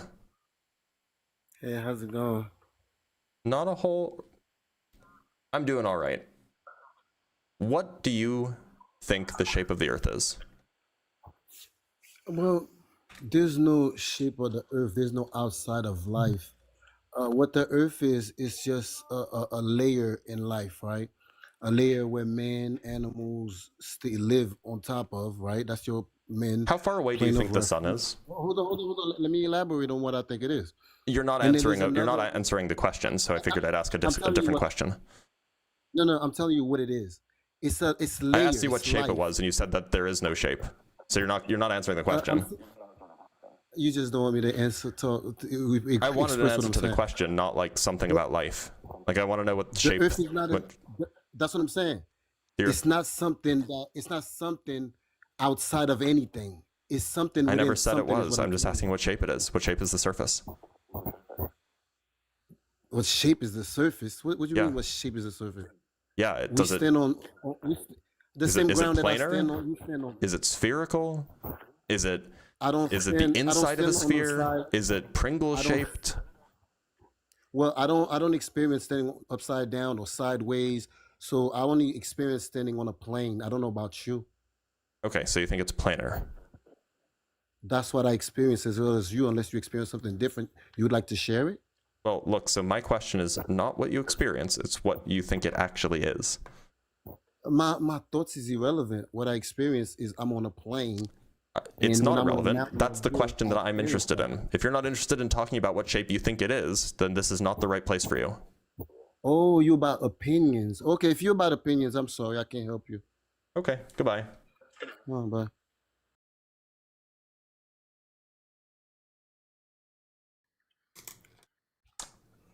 Hey, what's up? I can't say your name, my guy. To the window, to the wall, to the. All right, Tida. Okay. Yeah, exactly. What shape do you think the Earth is? It's a flat, non-spinning disc. All right. Why do you think that? Because I can see evidence of it, and they say that the Earth is a ball and it's spinning at 1,000 miles an hour, right? Or thousands of miles an hour, right? And the How sun many is miles an supposed- hour is it? Thousands of miles an hour, right? How many? I would say they say 1,000 miles an hour, Okay. for example. And the sun is supposed to be outside, right? Yeah. 90 million miles away. So Mhm. if the Earth is spinning thousands of miles an hour and the sun is out there, days wouldn't be 12 hours long, nights wouldn't be 12 hours long. There would be glimpses because we'd be spinning past the sun and moon. So Did you just mute yourself? sorry. You're good. Say it again. And then I You cut said, out. if Earth was spinning at 1,000 miles an hour when the sun and the moon are 90 million miles away, Mm-hmm.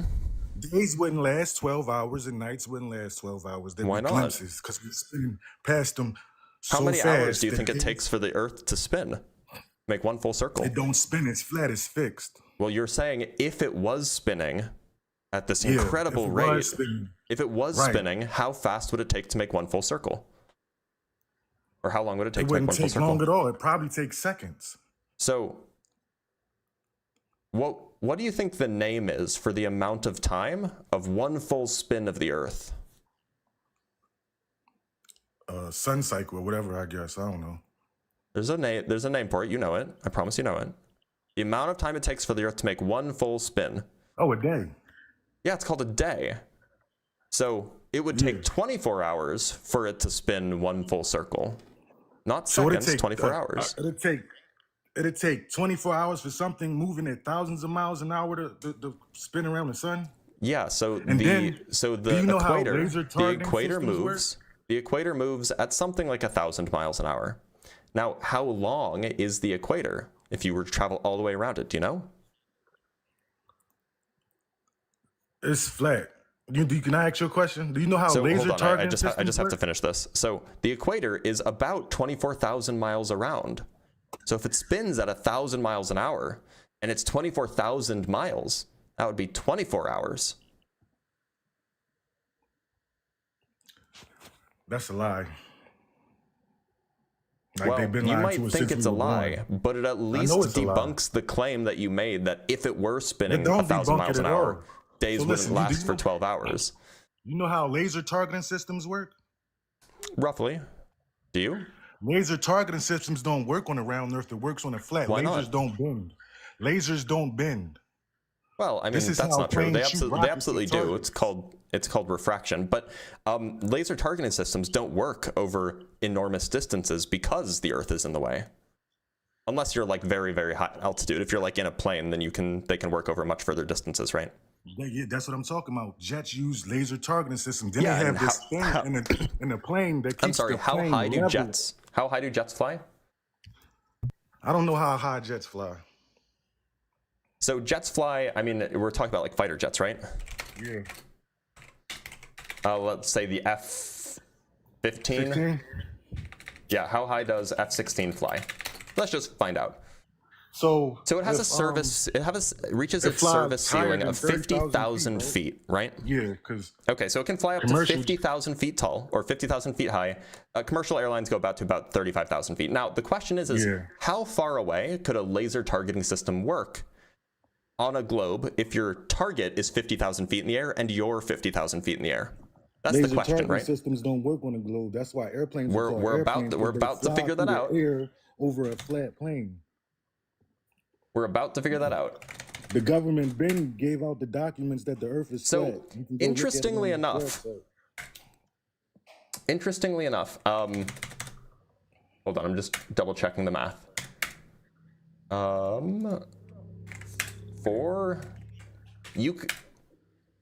Wow, this is really far.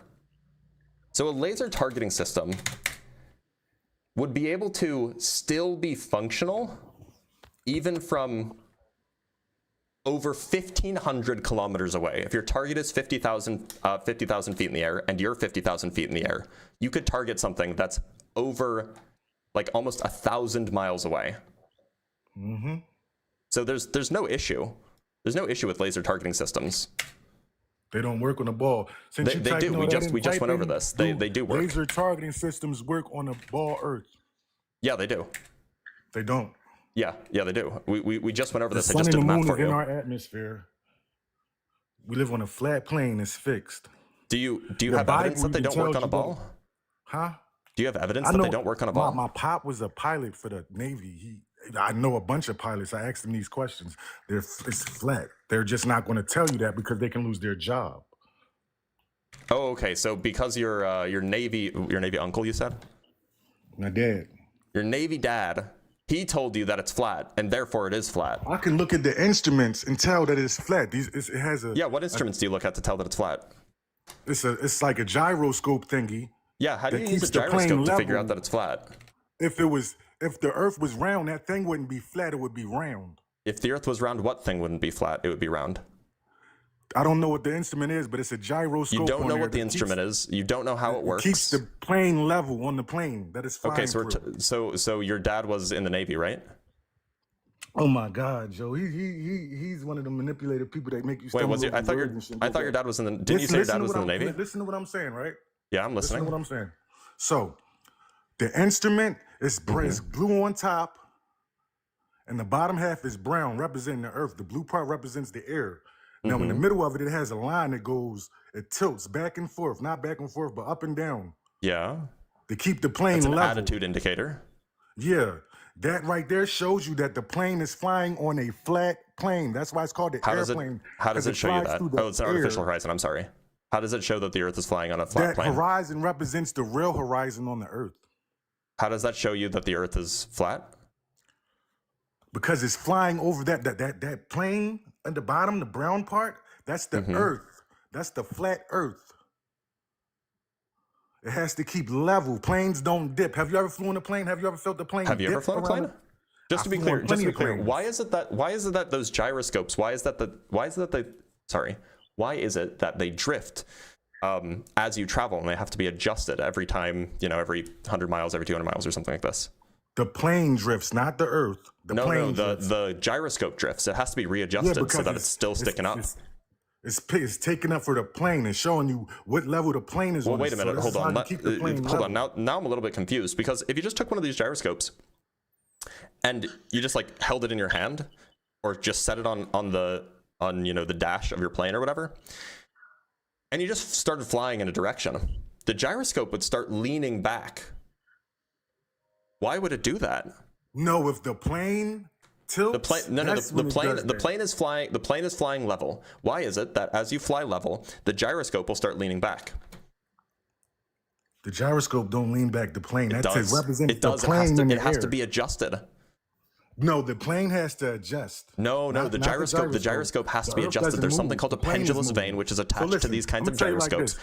So if we My was guy, on a ball, hold up. You can't fly. Shut you up for a can't second, land a okay? plane on something Do that you know what a moves. pendulous vein is?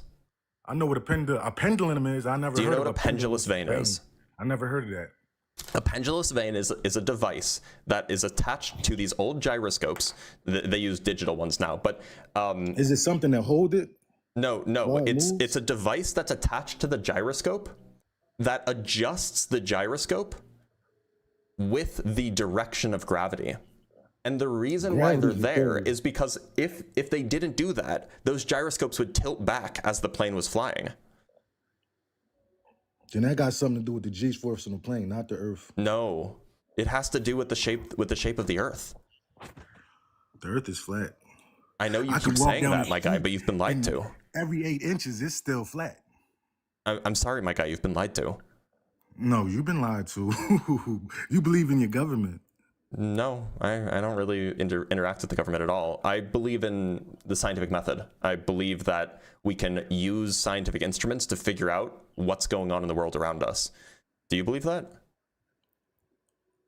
I believe you can use your eyes to figure out what's going on around you. Do you and think your that we brain can to use it. scientific instruments to figure out what's going on around us? Scientists are paid people to tell you wasn't my stuff question. that they want you to know. That wasn't my question. So no, you can't. You can't use That- scientific instruments to figure out how the world works. How are you going to use a scientific instrument to figure out how the world works? So you can make measurements. Time is a ruler. That time is a measurement. So what you saying? Scientific instruments are used to make measurements.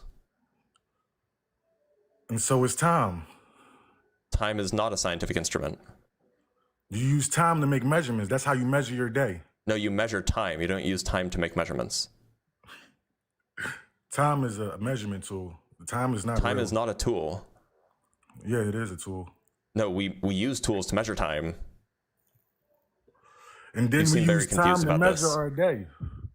No, listen to what I'm saying. Like, take away everything that you've been You seem told. very confused. No, I'm not far from confused. Just listen to what I'm saying. Are you Take away sure? I mean, everything like, that you've been look, told. you don't think that we can like use telescopes to like figure out things and use like gyroscopes to figure out things and use like Yeah, you can use a telescope without a chip in it to see real stuff. so you agree that we can use scientific instruments to figure out what shape the It earth depends is, on what you're trying to use it for. just to figure out stuff about the world that we live in. If you want to say that, then yeah. Okay, and so we then agree that we can use scientific instruments to do that kind of thing, right? Depending on what you're trying to use it on. Is there anything that we're not allowed to use scientific instruments on that like you think that if you try to use scientific instruments then it's not right? We not God, so we can't come up with a perfect, like, the exact thing. Like, only the person that created all of this can, because they created it. But we're far from him. Do you think that we can measure? Do you think that we can measure things like how fast things are moving using scientific instruments? That, yeah. Okay. Do you think that we can, you know, if you were to drip some coal dust in some water, do you think that you could measure how fast the water was flowing by keeping track of where the coal dust is? Is the water being held by something, like for example? Imagine that it's in like a tube. Are you talking like a river or ocean? No, it's just like water in like a clear tube. Why would the water be moving in the clear tube? It's sitting still. Maybe something's making it move. If you drop something in the water, it's going to sink. No, It's not I mean gonna like move the like water move. if it's just a tube, like a It's pipe, water displacement. like water can move in pipes, right? It's being forced to move in pipes. Yeah, that's something is If it causing was that just motion. sitting in a pipe, it'll Yeah. be flat. It'll be level like the earth is. Yeah, I'm not level to saying the that it's just container. sitting there. Yeah, Like it's sometimes not it'll be really sitting there moving, and then you it's can just measure that sitting it's not moving, and sometimes it's not sitting there and you can measure that it's there. You moving, got to right? give it something to react to. For Yeah, it to something move. would need to cause the motion if it were going to move. But do you agree that if it were moving, you could measure it? You can measure how much is in there, but it's not moving. It ain't Can you nothing to measure how fast it's moving? Why would it be moving if it's just sitting there? Something is It's not making it gonna move. What's making it move? The container that it's in? There's nothing Whatever is making it pushing move. on it, whatever is causing it to move, imagine that something is making it move. Could you measure how fast it's going? Yeah, you can measure how fast it's going. Okay, great. Now, why You're is gonna it have then to- that by measuring the speed at which water is flowing through a circular tube, so it's a tube that's just a big circle, If it's just sitting there, it's not moving. It's just sitting there. if you I'm take a not circular dumb. tube, That don't work on me. That don't So- work on me, yo. so my But if guy, it's just sitting there, it's not if you take moving. a circular tube, you just lay it on a table, just let it come to rest, right? It'll eventually stop moving. Imagine that it's like made of plexiglass or something so you can see inside. And then take it and just flip it upside down. Should that cause water to circulate? In order for it to circulate, it has to be spinning. If you flip So- it upside down, it's not going to circulate. It's So, just going to go so from you're the top to telling the me bottom if you flip it and upside settle. down, it shouldn't circulate. You shouldn't see water circulating in the tube, right? You spin water on a circular, like a plate, a bowl. Spin the bowl, then the water's going to circulate. I don't know what this has to do with my question. I'm going off what you telling me. You trying to confuse me. Look, so you have a like I'm circular stupid. tube. You have a circular tube. It's made of plexiglass, say. And the tube is sitting still, right? It's on the table, and then you just suddenly you lift it straight up, so it's still horizontal. You flip it upside It's down not and you gonna put it back spin in- down. Water's not going to spin in circles. Okay, now tell me why, when you do the experiment, it does spin. It doesn't. It I does. can do it right now. This it's is not gonna super. This is super well described. It is called a. Did you do this experiment It's for called a yourself? Or you taking It's it called from a somebody else? Compton. What's it called? Can you This is answer that? famous. Did you This do is like this a famous experiment thing. yourself? Did you do this experiment yourself? No. One sec. I just want to. I can't remember what the name of the thing is. No. You ain't got. It's called a Compton generator. That's what it's called. You going I haven't brought it up in a while, so I forgot the name. So this thing is called a Compton generator, and it was invented 100 years ago. And you can just take the circular tube, flip it upside down, and then measure the speed at which the water circulates. And it does circulate. It circulates fairly slowly, but it does circulate. And you can measure this. And this is a thing that undergraduates can do. In fact, you could do this yourself. So why, when you sit in a tub of water, the water don't start spinning around you?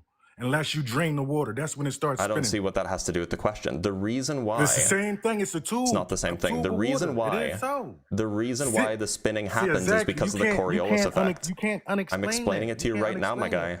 My guy, I'm explaining it to you right now. And it don't spin around. I'm explaining it to you right now.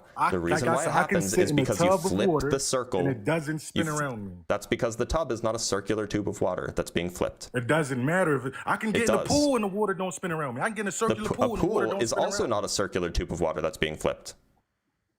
Oh my God, Joe. The important feature here is that you have the important feature here is that you have a circular thing that is being flipped upside down. That's what causes the water to move. All right, so if that pool had a top over it and you flip it, that water's not going to spin. It's just going to go from the top to the bottom. It's going to settle.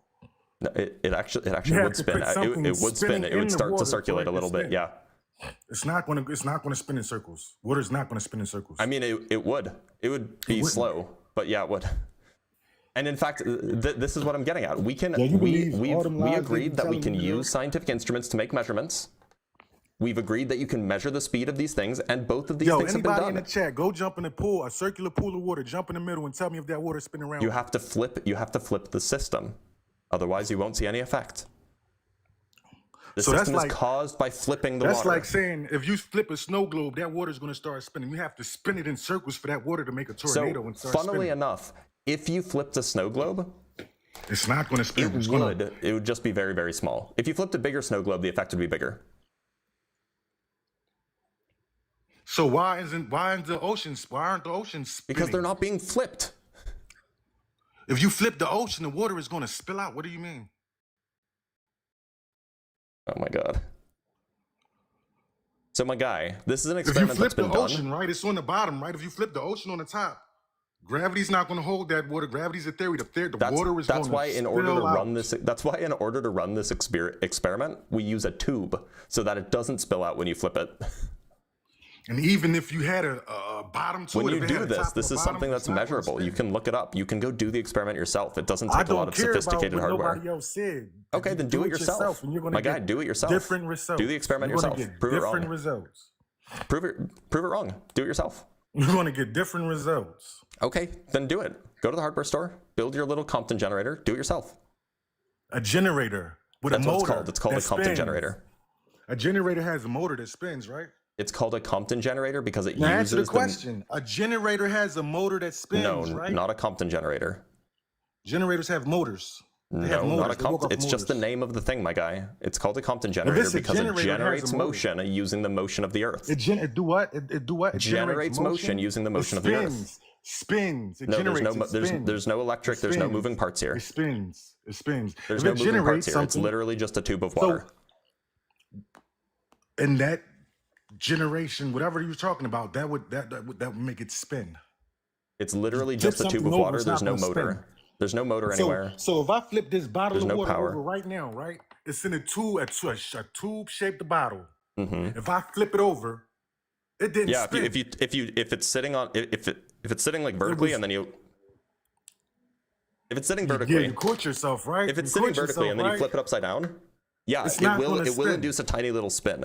You have to do it in a controlled way though, because otherwise you'll see sloshing. A controlled way, you got to do it in the way that you got to make it spin. You mean? No, you have to do it in a very precise way. You have to flip it perfectly. Containment system right here. You have to flip it perfectly because if you do it too messily, no, you gotta spin it. No, you don't. For it to spin. I'm looking at the spin now. You don't have to spin it actually. I just spun the water and the water just spun. in Right, the bottle. but that's not what's when I happening flip when you it, flip it the don't- tube of it water don't over. spin. When I That's flip not the what bottle, happening. it don't spin. That's not what happening when you tip the tube of water over. It's This just is right now. It's in a It's tube. not a guy shaking it up. He's just flipping it. You fucked up. You fucked up. I I don't got you. think that you understand what just happened. I understand when I'm looking at it. How can I not understand? The bottle is still. Right now, the water is Yeah, subtle. no, It's level. carefully And I take flip it. it. Carefully It take don't it and spin. turn it upside down. But when I spin the bottle, the water spins. Like I was saying. Thank you. I'm out. Answered your question. Okay. Put on your running shoes. You should try this experiment. You'd be surprised. I just did it. Well, no, I mean, With like no actually, generators. like No get a tube of generator water, make a generating large motion tube of for the water. water to disturb it and make it spin. So None of to that. be clear, did you actually measure the speed of the water when you flipped it upside down? Or did Man, you just we ain't look got at to it do and you're all like, that. ah, You're it's gonna not bring all spinning? this scientific stuff up to confuse people. Like So you don't need none of that. my You don't guy, need I none of grant You that can use science your confuses eyes. you. I got grant a that science tube. confuses you. No, it don't confuse me. Oh, I'm it not doesn't. dumb. I'm not dumb. I don't need a scientist to explain Oh, you're not anything dumb. Okay, to me no, that I no, can see that's with great. my own eyes. You know, I agree. I agree, my guy. I agree. You're not dumb. Absolutely, you're not dumb. We should talk about measurement analysis. So, what was the method that Right, you I'm used about to to follow measure you. the velocity of the H2O particles in the plastic bottle that you just flipped?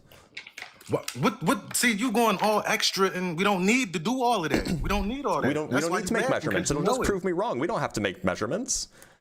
We don't have to make measurements. I just Oh, did okay. the whole I experiment. thought you that said you're that we can talking use about. measurements to learn about the world around us.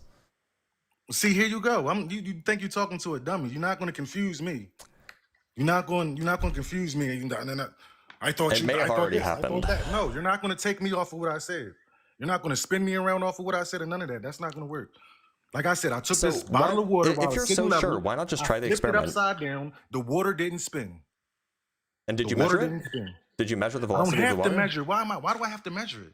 To make sure that it's, not just spinning slowly. I can see it with my eyes. I don't need that. I'm sorry, This can you is see science how is for dummies.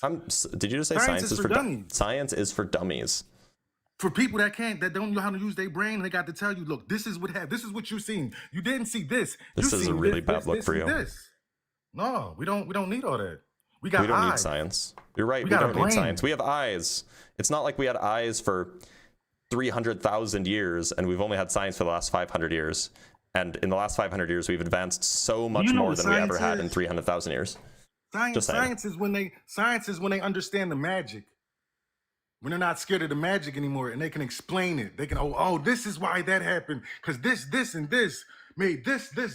Okay, I understand it now. That's what science is. Yeah, science is about understanding using quantifiable experiments and observations. Now, Okay. while I got you here, can you explain how a solar eclipse works? Solar eclipse deals with the sun, not the moon. That's when the black sun covers the regular sun. Lunar Where's eclipse is the called black the lunar sun? eclipse for a reason. That's when something else covers the moon. I was asking about solar eclipses. Yeah, and I'm telling you, because you're going to say that the moon goes over the sun. The moon does not. So what's touch the sun black sun, and why can't we see it at any other time of the day? Because the black sun is where the aurora borealis comes from, and it lights the regular sun. Have you ever seen the aurora borealis? Not yet. I really hope to at some point in the future, The but I haven't black had the sun chance. is at the bottom of that. The black. North So Pole- wait a minute. So like, the North Pole where is is a the hole black in sun? the earth. The black sun is in the North Pole. It's a hole in the earth, But not the one in wait, Antarctica. so the black sun is in the North Pole. So then, how does it cover the If sun? you during can't a get the solar video because they eclipse? took it off of YouTube. I would Wait, tell you to hold go on. look at this I'm video confused. with a I'm helicopter confused, Mike. flying. So You know where Mount you Hermes is? gotta That's help where me the out black here. sun is. You really gotta help me out here. So solar eclipses happen when something covers the sun, right? Yeah, regular black sun? moon. That's why it's black. That's the black Hold sun. on. Can you let me like go through my line of questions? So a solar eclipse happens because something is covering the sun, right? Yeah. And you said that something is the black sun. Yes. But you also said that the black sun is at the North Pole. Yes. But the solar eclipses don't happen in the north direction. That doesn't matter where it happens. So at. how The black is sun the what black sun covers it. covering the sun? If the sun is in the east, Go listen How is to the the Black sun Hole covering? Please, Black please. Hole Sun. They, Look, they put look, that song out for a reason. my guy. How is the black sun covering the sun if the sun is in the east and the black sun is in the north? So tell me how the moon is covering the sun if it's in the day. Wait, can you answer my question without just shifting the burden and asking another question? This is pertaining to your question. My question is, how does it work in your understanding? I can explain to you how it works in my I understanding just later, told you. but the black sun is in the north, the sun is in the east. How is the black sun covering the regular sun? Because it comes out and covers it. So the black sun leaves the north. Just like the aurora borealis comes out of the black Wait a minute, sun. so hold on. Does the black sun leave the north during a solar eclipse? Yes, it does. Okay, so why isn't it a solar eclipse for everybody at the same time? It is. You have to be in a certain place to see it. So it's not. If you have to be in a certain place to see it, then it's not a solar eclipse for everybody. It is. You have to be in a certain place to see it. Are you just directly contradicting here? yourself? Like, look, No, I'm not contradicting myself if at it's all. if it's a solar You can eclipse see it for from everybody. Philly to here. You can see it from Philly to South Carolina. Look, okay, and so Georgia. let's say that if it's a solar eclipse for everybody, then everybody should be able to see it, right? If the sun was really 90 million miles away, everybody If the would be solar able to eclipse see it. is for But everybody, it's not. It's in our atmosphere. if the solar It eclipse is depends for on where the everybody, sun is. if the solar eclipse is for everybody, then everybody should be able to see it, right? Everybody's not in the path of the sun to see it, so everybody's not going to see it. But if the how can the black sun be covering the sun if other people can see the sun like it's perfectly daytime? Because you have to be under the sun on its path as it's moving to see it. So the black sun only covers the sun for some people? Oh my God, Joe. The black sun covers the sun, period. It doesn't matter if you can then no see one it should or be not. able to see the sun. You can't see the sun because the black sun blacks it out. There are people who can see the sun during a solar eclipse. Because they're on the other side. They They're on can't the other see side. the black Wait, sun. are they above the sun? Oh my God. Can you go above the sun? I don't think the sun is in the sky. I think it's somewhere else. I think it's very, very far away. The sun is in I'm our asking atmosphere. you Have you because ever you listened? Can I ask you a question? said it's on the other. You said that they can be on the I other didn't say side. it's on the other side. I said they're on the other side. Yeah, who's on the Don't other twist my side? words. The people who can see the sun? The people who can see the sun and not the black sun is on the other side of the Help me eclipse. understand this. So the black sun, does it come, so like the sun is up here. Does the black sun come below it? Would Like it what's be going below on? it Where if does you the can black see sun it? come? It goes over top. It goes in So front here's of. the sun. People are down here. The black sun comes up here? No, ball your hand over your fist. Okay, so so here's the regular sun. Put your right? fist in front of your fist. Put Okay, your now, other fist in front of your like fist. Let me this? turn my camera on. It's like this? What's going on? Put your fist in front of your fist like this. This is how it goes. I can't see your camera. So look, The sun. so let me just draw. Do Within we the need to draw a black sun. diagram? The Do we need a sun, diagram? black sun. Your Sun, camera's black not on, by sun. the way. It's not. I can No. see me. Look, okay, so imagine that my the top of my shirt is like the ground, right? That's where like people are standing, right? And the sun's like up here. No, we're gonna say the sun is the left side of your glasses, the frame on your Okay. glasses. Yeah, or here. Okay. This is the sun. Now, This is the sun, The and then like right- the people are standing like right around here, so they Yeah. can see the sun, right? yeah. Okay, now where does the black sun go? The black sun is your right frame. It's gonna go in front of the left frame. That's how Wait a that minute, works. so what do you mean in front? This is like it's gonna be. You see how here? your hand is in front of your left, just like that, right there. How will like that stop the people? How will that stop the people here from seeing my frame? The people there is going to see your frame. The people behind your shirt and back So the of your people, shirt, the people like they're here. not going to see it. Oh, okay. So like you think it's like a ball, and then the black sun kind of just gets in the way for some people.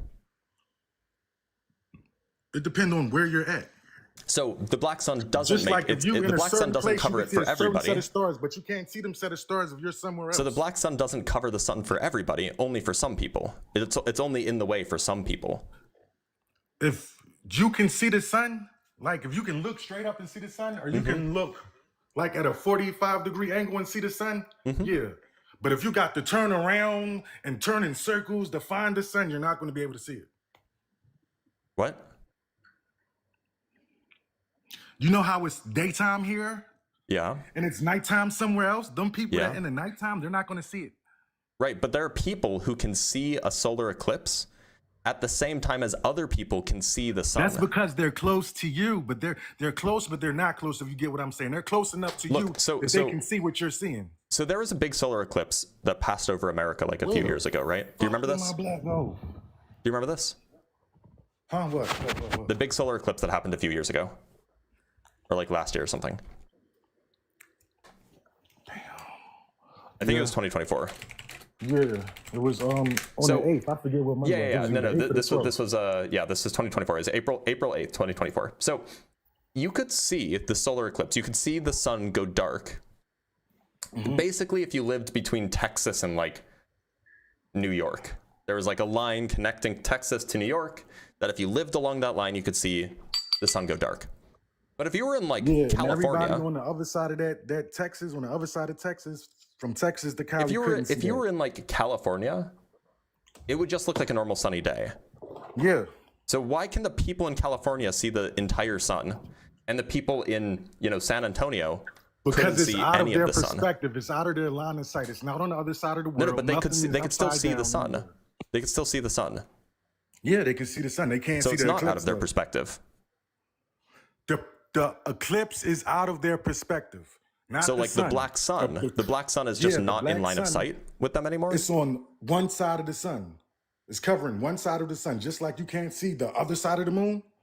The same thing. It's like covering one. It's only covering like one small bit of the sun. No, it's covering the whole sun, but one side. But only from one perspective. If you like went around it a little bit, you would still be able to see the whole sun. If you was on the other side that they was on, yeah. Not like the full other side, but let's say like you rotated around a little bit. Probably, it'll probably look like a half moon. So then it sounds like what you're telling me is that it's not covering the sun for everybody. It's only covering the sun for some people. This is what you see with your own eyes. If you were at that place that you said, you wouldn't be able to see the black sun coverage. You'll be you see the regular sun. Yeah, so it doesn't cover the sun for everybody. No. But didn't you say that it covers the sun for everybody? No, I didn't say it covers the sun for everybody. Pretty sure you did. Should we play it back? No. You can play it back. No, we shouldn't play it back. You can play it back. I think we're gonna play it back. Spins. It no, generates. there's black sun. The black sun is in the North Pole. It's a whole over the sun. So solar eclipses. Play it back. Play it back. Hold on, no, I'm just getting to the relevant part. Don't worry, it's still playing. Go through my line of question. And the sun is at the North Pole. So it's past this. I can explain to you how it works. My sun covering sun leaves the north just during a solar eclipse. Of the black Wait a minute. sun. So hold on. Does the black sun leave the north? Past this. So let's say that if it's a solar eclipse for everybody, then to South Carolina. I'm contradicting myself. If it's a solar eclipse for everybody, it is. You have to be in a certain place to see it. So it's not. If you have to be in a certain place to see it. So the black sun leaves the north. Just like the aurora borealis comes out of the black sun. Wait a minute, so hold on. Does the black sun leave the north during a solar eclipse? Yes, it does. Okay, so why isn't it a solar eclipse for everybody at the same time? It is. You have to be in a certain place to see it. So it's not. If you have to be in a certain place to see it, then it's not a solar eclipse for everybody. It is. You have to be in a certain place to see it. Are you just directly contradicting yourself? Like, look, so you said that it's a solar eclipse for everybody. You kept saying it is. They ain't in the right place to see it. But then it's not a solar eclipse for them. Just because they don't see it don't mean a solar eclipse didn't happen, my guy. A solar eclipse happens when just because everybody the sun didn't is blocked see it happen by something. Doesn't mean it didn't happen. A solar eclipse, it's not a solar eclipse for everybody if it's not being blocked for everybody.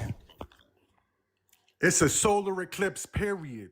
Everybody can see it, but everybody didn't see it. You have to be in a certain place. Not everybody can see it. If everybody could see it, then everybody would have seen it. What did I just say? I said it's a solar eclipse. Everybody can see it, but you have to be in a certain. That's like having a concert. Everybody can go to the concert, but everybody didn't make it to the concert. Okay. So I understand what you're saying. You're simply saying that everybody could have traveled to see the solar eclipse, but not everybody did travel to see the solar eclipse. Is that what you're saying? Mm-hmm. Okay, great. Now, so it sounds like that we could probably use the size of the path of the solar eclipse to figure out how far away the black sun is from the regular sun. Because, you know, if it was further away, then the path would be smaller, right? It would only be blocked, like, the closer it is to the sun, then it'll block it for more people, right? Probably. Why hasn't But it's anybody done close this? enough. This seems It's close groundbreaking. enough to the sun that you can only see just the line around the light. I mean, the line of the sun around it. This seems groundbreaking. Why hasn't anyone figured out how far away the black sun is from the regular sun? It's certain stuff that's meant for everybody, and then it's stuff that's meant But for this the is half and groundbreaking. up. This is accessible to everybody. It doesn't matter. The government doesn't work like that. What does this have to do They're with the gonna government? tell Like, the citizen higher-ups. scientists could do it. But did they do it? Well, I don't know why they haven't. This seems groundbreaking. You should do it and go win a Nobel Prize. Man, I'm pretty sure this stuff is done, bro. I don't think so. Why not? And we got all I mean, these so-called if it scientists has, who's I'd love to talking hear about- it. Shit, they can do it. I ain't gonna do it. I ain't getting nothing for Why it. hasn't anyone done it then? This is like huge groundbreaking research. And by the way, why can't I see it like, I would think that, let's say that I'm in California during that eclipse. I would think that I would still see like a black orb in the sky just next to the Did you sun. see the eclipse from California? I wasn't in Not being an California. asshole. Did I you was see it? I wasn't in America at the time. But look, like, I would think that you would see like a black orb in the sky next to the sun, just not overlapping, right? Oh fuck yeah. But why didn't anybody see a black orb in the sky?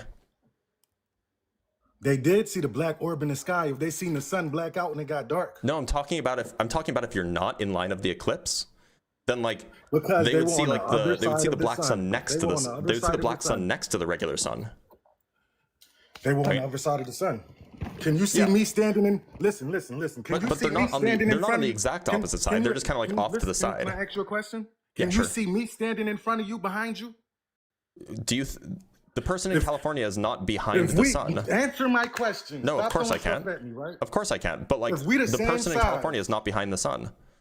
If we are the same size, right, and I'm standing in front of you, Uh-huh. can somebody behind me see you? I mean, somebody No, behind you see that would me? be the eclipse, right? Yeah, can somebody behind? hold on, but But you're not answering the question. okay, I If think we we're need a the same diagram. size, I think we need a right? diagram. We're diagramming it, y'all. If we're the same size, and I'm just a little bit small, no, say I'm just a little bit, I'm an inch smaller than you, and I'm standing in front of you. The difference in size is representing the sun that you can see We're gonna over the diagram solar it. eclipse, right? So if it's somebody behind you, and I'm an inch smaller than you, and I'm standing perfectly in front of you, none of my body is going outside of your body. Can somebody behind you see me standing in front of you? Sorry, I didn't follow all of that. I'm drawing a diagram for you. Chat. Can they see me standing in front of him, from behind him? If I'm an inch smaller than him, and none of my body goes outside of his body, can they see me standing in front of him, from behind him? No, right? My point. Thank you. All right, here. I drew a diagram. Want to see a diagram? Nope. You gonna run away? No, I Like ain't a going coward? nowhere. I don't want to see the diagram. I don't Okay, need well, to see it. too bad. You're gonna see a diagram, right? So let's say that this is Texas here. We have Texas here. Oops, that's giant. We have Texas here, and then we have California over here, right? So you tell me why they couldn't see it. So we have Texas here and California there. So am I correct? I'm just trying to understand what you think is. So you think that the person in Texas couldn't see the sun because there was, you know, The person in the black sun in Texas front? can see the sun, like we both said. No, not during the people on the- eclipse. Yeah. The people in California would see a bit of both. A bit of Wait, both. so not everything. question. So the person in Texas cannot see the sun because there's the black sun in the way, right? They can see the outlines of the sun, yeah. Yeah, maybe. But the person in California, they can see the whole sun, right?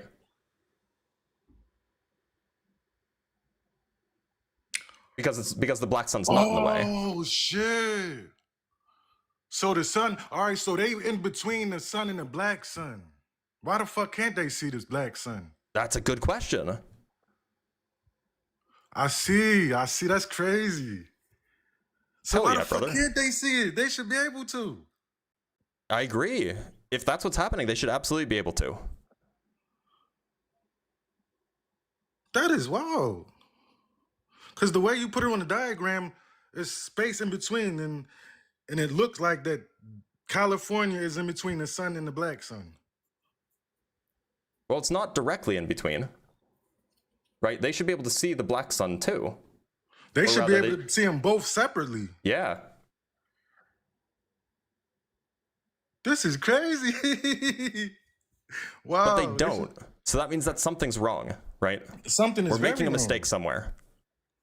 It ain't us making a mistake. It ain't a mistake. We probably see it as a mistake because that's the way it's supposed to be. So it can't be a mistake.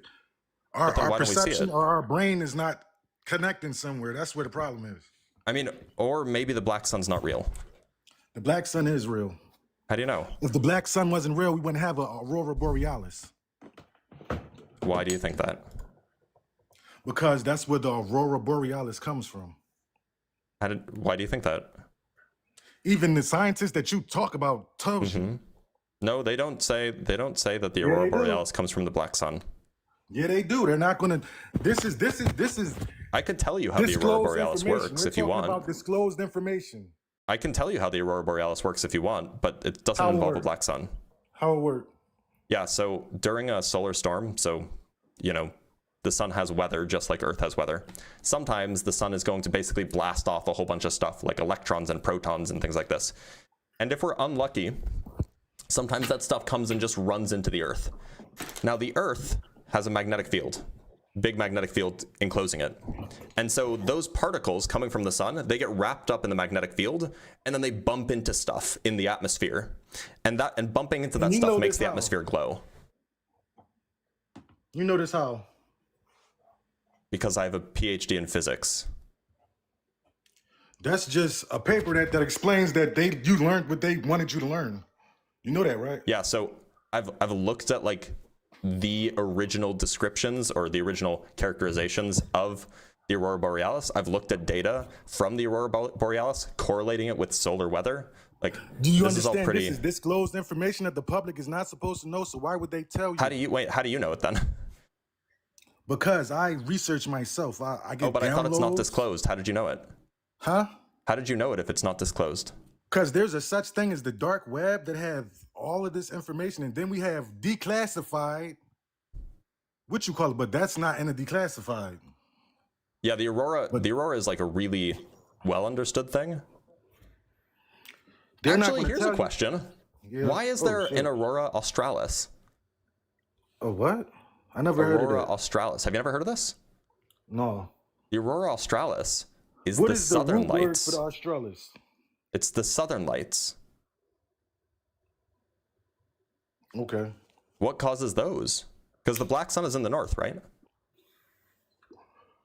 The sun is at where it's at right now, right? And everybody can see it, right? So what you saying? The aurora australis, also known as the southern lights, can't be caused Thank by you. the black Dark hole, sun, by the Jesus, black triple sun. black darkness, non-ether beings. We What? come from that. Yeah, you. What are you lost ta- you when I said Look, that? you said that the black sun causes the aurora borealis, right? Yes, it does. Okay, and it does that because it's in the north, right? Yeah. Okay, so then what's causing it in the south? The black sun. But the black sun's in the north, not the south. It doesn't matter if it's in the north or the south. You can So see how the is sun it in the causing north it in the and south if it's in the north? You can see the sun when it's in the north and the south, right? You can see the sun But in the north look, when it's in the south, I right? thought that the aurora No, answer borealis the was question. You happening can- because that's where the black sun is most of the time. Isn't that your view? Okay. I can't hear you when you leave the app, by the way. But like, look, if the No, my aurora phone borealis moves. comes from the black hole, from the black sun, and the black sun is in the north, then it would make sense that the northern lights are seen in the north direction. So you have to look north to see the northern lights.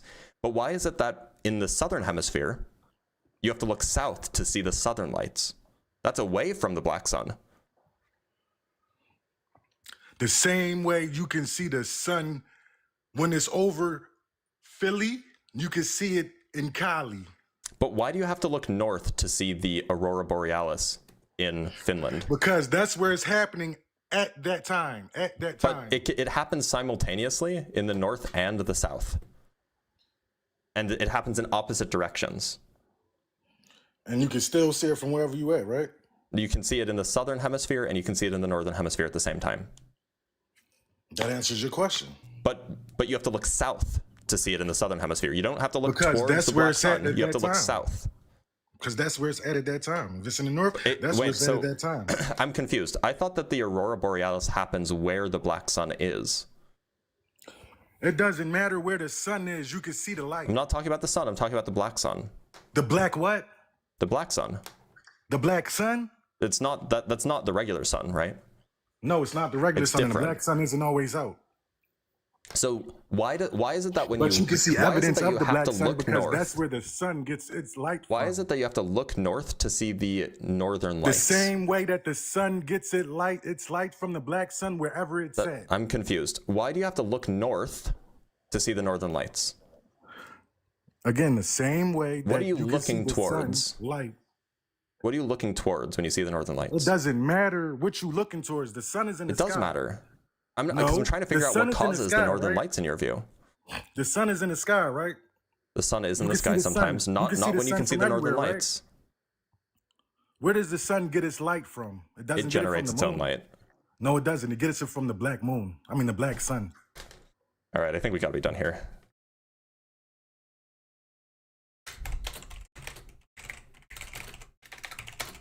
Like, I don't know, man. We can only do so much. All right, let's read some super chats, and I'll bring up another guest. From Doahar with the 249 euros. How did you get interested in physics? Oh, I thought that black holes were really cool. From Skydavs with the 5 Canuck bucks. I think the Earth is a 2D slice of a 6D Calabi-Yau quintic manifold based in Calabi-Yau-pilled. Wait, hold on. Blitz, try debating people with arguments founded in slightly less flawed logic. I'd love to, but none of them are flat earthers. All right, from Phil with the $10. Here's a flat earth argument rendered down to its basic element. I know next to nothing about physics or science, but I'm going to tell you why you're wrong. Yeah, that's roughly it. From Danny Turner with the 2 British pounds. Dr. Blitz destroyed AV and Indio, the 2 dumbest FLERFs. I'm not sure if they're the dumbest FLERFs, but I did destroy them. It was really bad for them. From Phil with the $5, the fact that we still have these cretins, let's not call them names, in the 21st century is in an allegedly developed society should shock and appall us all. It should, but that's a failure of the education system. Let's not label people as cretins. Nectu sends $2 saying, laughed so hard it made my tears flat. Base, let's go.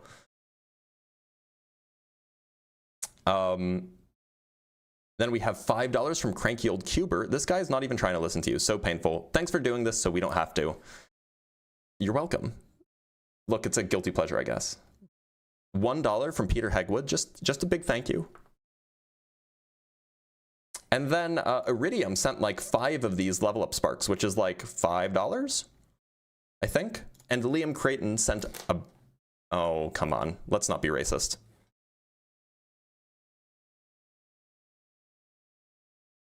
That's like really shitty.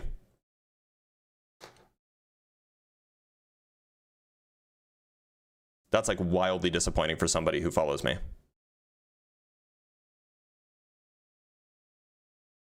All right, let's talk to our next guest. If you see Liam in the chat, just ban him. Hi, Dr. Blitz. How are you? Hey, Incognito, how's it going? I'm good. I just want to take 2 minutes of your time. I went down the rabbit hole of flat Earth, and I think it's really, really dangerous. I was able to come out of it fairly quickly, and I'd like to tell you how I did it. I think it's because I figured out. It's not for this platform. It's not what it's here for. All right, somebody was saying, "Come on, bring me up, Blitz. Come on, bring me up." Who was it? Who was it?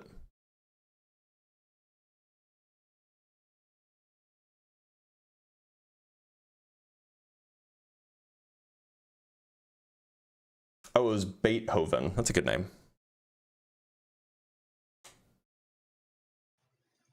Beethoven, how's it going? Good evening. Good evening. I'm good. I know yourself good. Good. What shape do you think the Earth is? The Earth is flat.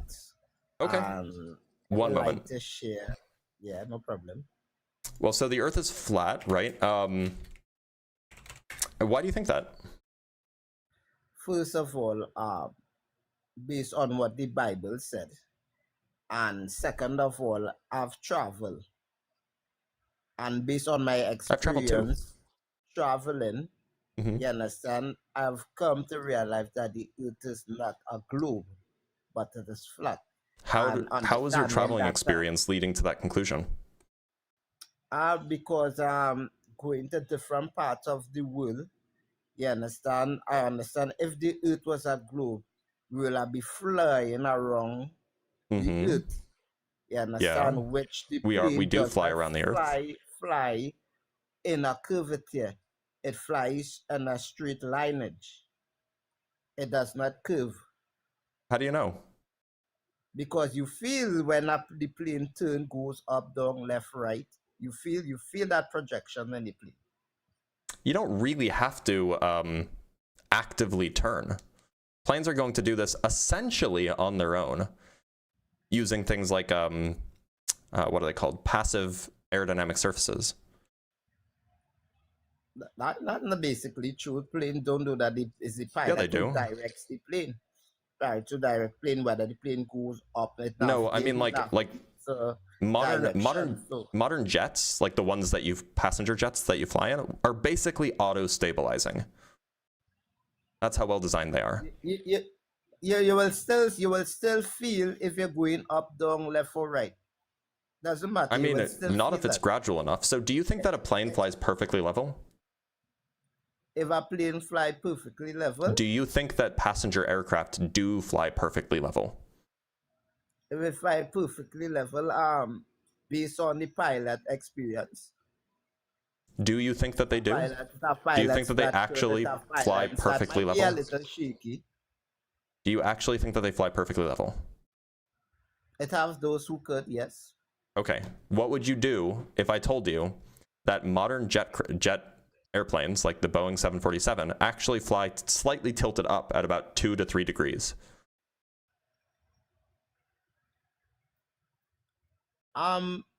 Even if it is tilt, even if it is I thought you said that you would know if you were flying up. I was saying, right? Even if it's tilt, the plane when it fly with a projection, with a tilt. It does not direct which direction the plane go. That's what I'm saying. You're right, it doesn't. So the pilot is who direct it. So that was saying, even self, you understand, if once you're going around a globe, you will know that, you understand? And so planes essentially, like, it does require some effort, but planes essentially will ensure, like Boeing 747s, these large modern aircraft, will essentially always make sure that they are flying 2 to 3 degrees above horizontal with respect to the local vertical. And so if it were the case that they would fly and they would like end up pointing up because of the curvature of the Earth, they would self-right. In fact, they do this themselves. What I'm saying, right? You're going around something. So if you're going around something, going straight and around something, you will be able to tell the difference. How will you be able to tell? Because you know what is a circle, you know what is a square, you know what is a flat line. So you can. How would you tell that you're changing your angle? How would you tell that you're whatever? How would you tell that you're changing your angle by like a few degrees every minute? Because you feel when the way that you determine what angle you're traveling at is what direction gravity is in. And if you were always oriented the same way with respect to gravity, you wouldn't ever notice the difference. You feel it. How would you feel it? With what organ do you feel it? Bro, stop trying to be funny for me. You feel it. What do you feel it with? Do you feel it with your eyes? Or anything is do you feel it with your eyes? What do you feel it with? Coney Island, anything that is in movement and in rotation, you feel the vibration of the movement of that vehicle. Yeah, and you can When feel it planes go left, vibrating all the right, time. up, down, you feel that. So you can Do never you tell. have an do you have an cannot tell actual me. argument based on either physiology or physics or astronomy or geology, or are you just going based off of natural vibes? common sense and studying from the natural Common sense world, ain't which so is the common, apparently. scripture, which is the scripture. You understand? And it gives you the guidance because you're going to where history has begun and where everything has came about, and you get the intel of it, so you can able to understand it now. But What'd you you say? understand? You go into the scriptures, which is the foundation and beginning of Going to the everything, what? which will give it the scriptures. Descriptors? Yeah. The foundation of everything, where Yeah, and everything began. so what is it? What organ do you feel it with? Your body. Your body's not body, an organ. Your body is made of organs. Which organ feels it? Which organ sends the information to your brain? Vibration from the moment it turn. Okay, well, it seems like we're stuck in a loop.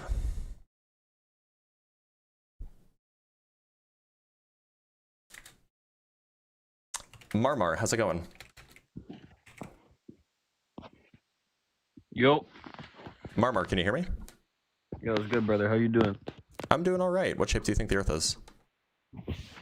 Bro, I don't even know. Like, you know, we're taught so many lies. Like, how do we know it's true type shit, you know? That doesn't answer my question. What shape do you think I'm the not Earth sure. is? Like, obviously. Do you like, think when I that was younger, I Australia thought- exists? Yes. How do you know that wasn't a lie that you were taught? Well, it is a continent, right? Like, you can How do see you it on the know? map. Well, we're taught that, right? Like, who knows? It could be a lie. Fuck. But, like, so what's beyond, like, Antarctica? That's my real question, you know? Like, what's... Who knows? Australia could be a lie. Come on, we have to do better than that. All right, let us. We have $2 from Benjamin Horwitz. This is a consequence of the rights war on reality. Absolutely. From CW, we have $5. E to the E equals 1, except flat Earth. What? What? The Bible guy sends $5. Thank you. You're far more patient than me, brother. Either that or you're a masochist. Also, everyone check out Dr. Blitz Debunks. Yeah, do that. That's the new channel where you'll be able to find clips of this. Although if you're watching live, you probably don't need to watch the clips. All right, let's bring up another guest. Oops, that's the diagram. Let's talk to Blake.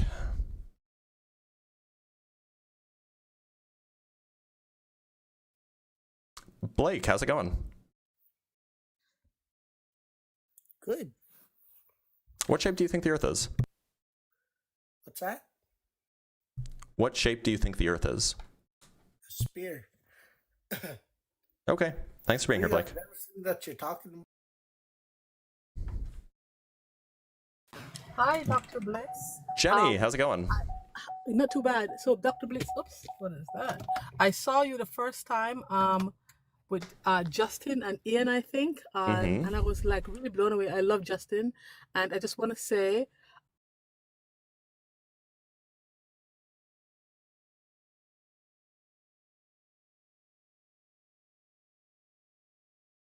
You just want to say?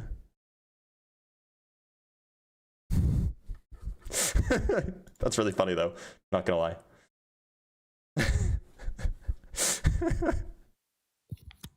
Hey, Dr. Blitz. Shotify, how's it going? Hi, I just wanted to ask a question to you. Before you ask, what shape do you think the Earth is? It's a globe or a sphere. All right, Shotify. By the way, if you want to ask questions, because look, we have to respect the live. If you want to ask questions, join the Discord. As long as you're 18 plus, if you join the Discord, you can ask me questions there. Like I'm there. I'm around, right? All right, let's move on to the next guest. Stargirl. Oh, I don't know if she's here yet. Stargirl, how's it going? Can you hear me? Yeah, I can. What shape do you think the Earth might is? be a little weird. You're good. Sphere. But Okay. you are causing so much commotion on my page, and I definitely need like 5 minutes at least. What did I do? Literally. Oh no, you just made nothing bad. You just made a video responding to my videos, and it sent a lot of people to my page saying that was misinforming people. It was about the geometry. You just made the video. Oh yeah, okay. So I didn't recognize your name. Was it misinforming people? I mean, it seemed like it wasn't true. No, okay. So I just want to point out that the video that I made was in regards to a conversation I was having previous. Like, if you click on the comment, you'll see another video where we're talking about consciousness and people's like belief systems and how you can find the parallels in math, science, history, physics, etc. That's when I went on to make the video with the sacred geometry, and I said in the beginning that it very clearly that was not physics, that it was sacred geometry, and that to start with like physics, you're going to want a starting point, and I started with geometry in general.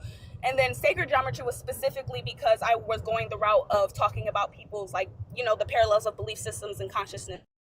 But like, you said that in the video, you said you were going to talk about quantum physics, right?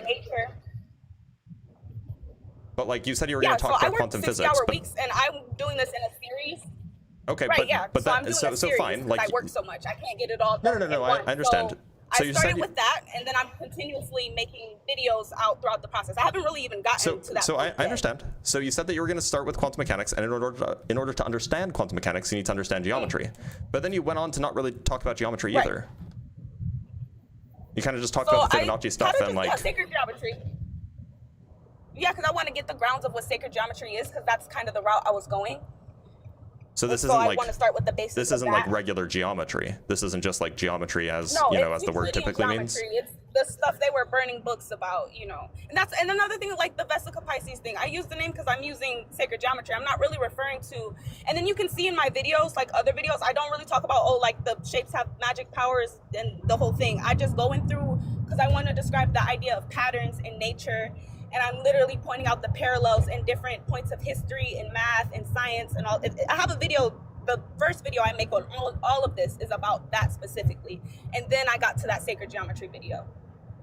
Look, so to be clear, if anybody's going onto your page and like harassing you, like, you know, insulting you or whatever, they shouldn't be doing that. People should not like insult people, period. So if anybody who's watching this is doing that. Insulted and harassed right now. Well, and like, I disavow that. If anybody's doing that, like, get out of my community. You're not welcome. You can say that people are spreading misinformation without being an asshole, okay? You can say that something's wrong without calling somebody stupid, right? That's all fine. So if you're doing that, stop, like, quit it. Second, it still seems like you were saying a lot of things that are not true.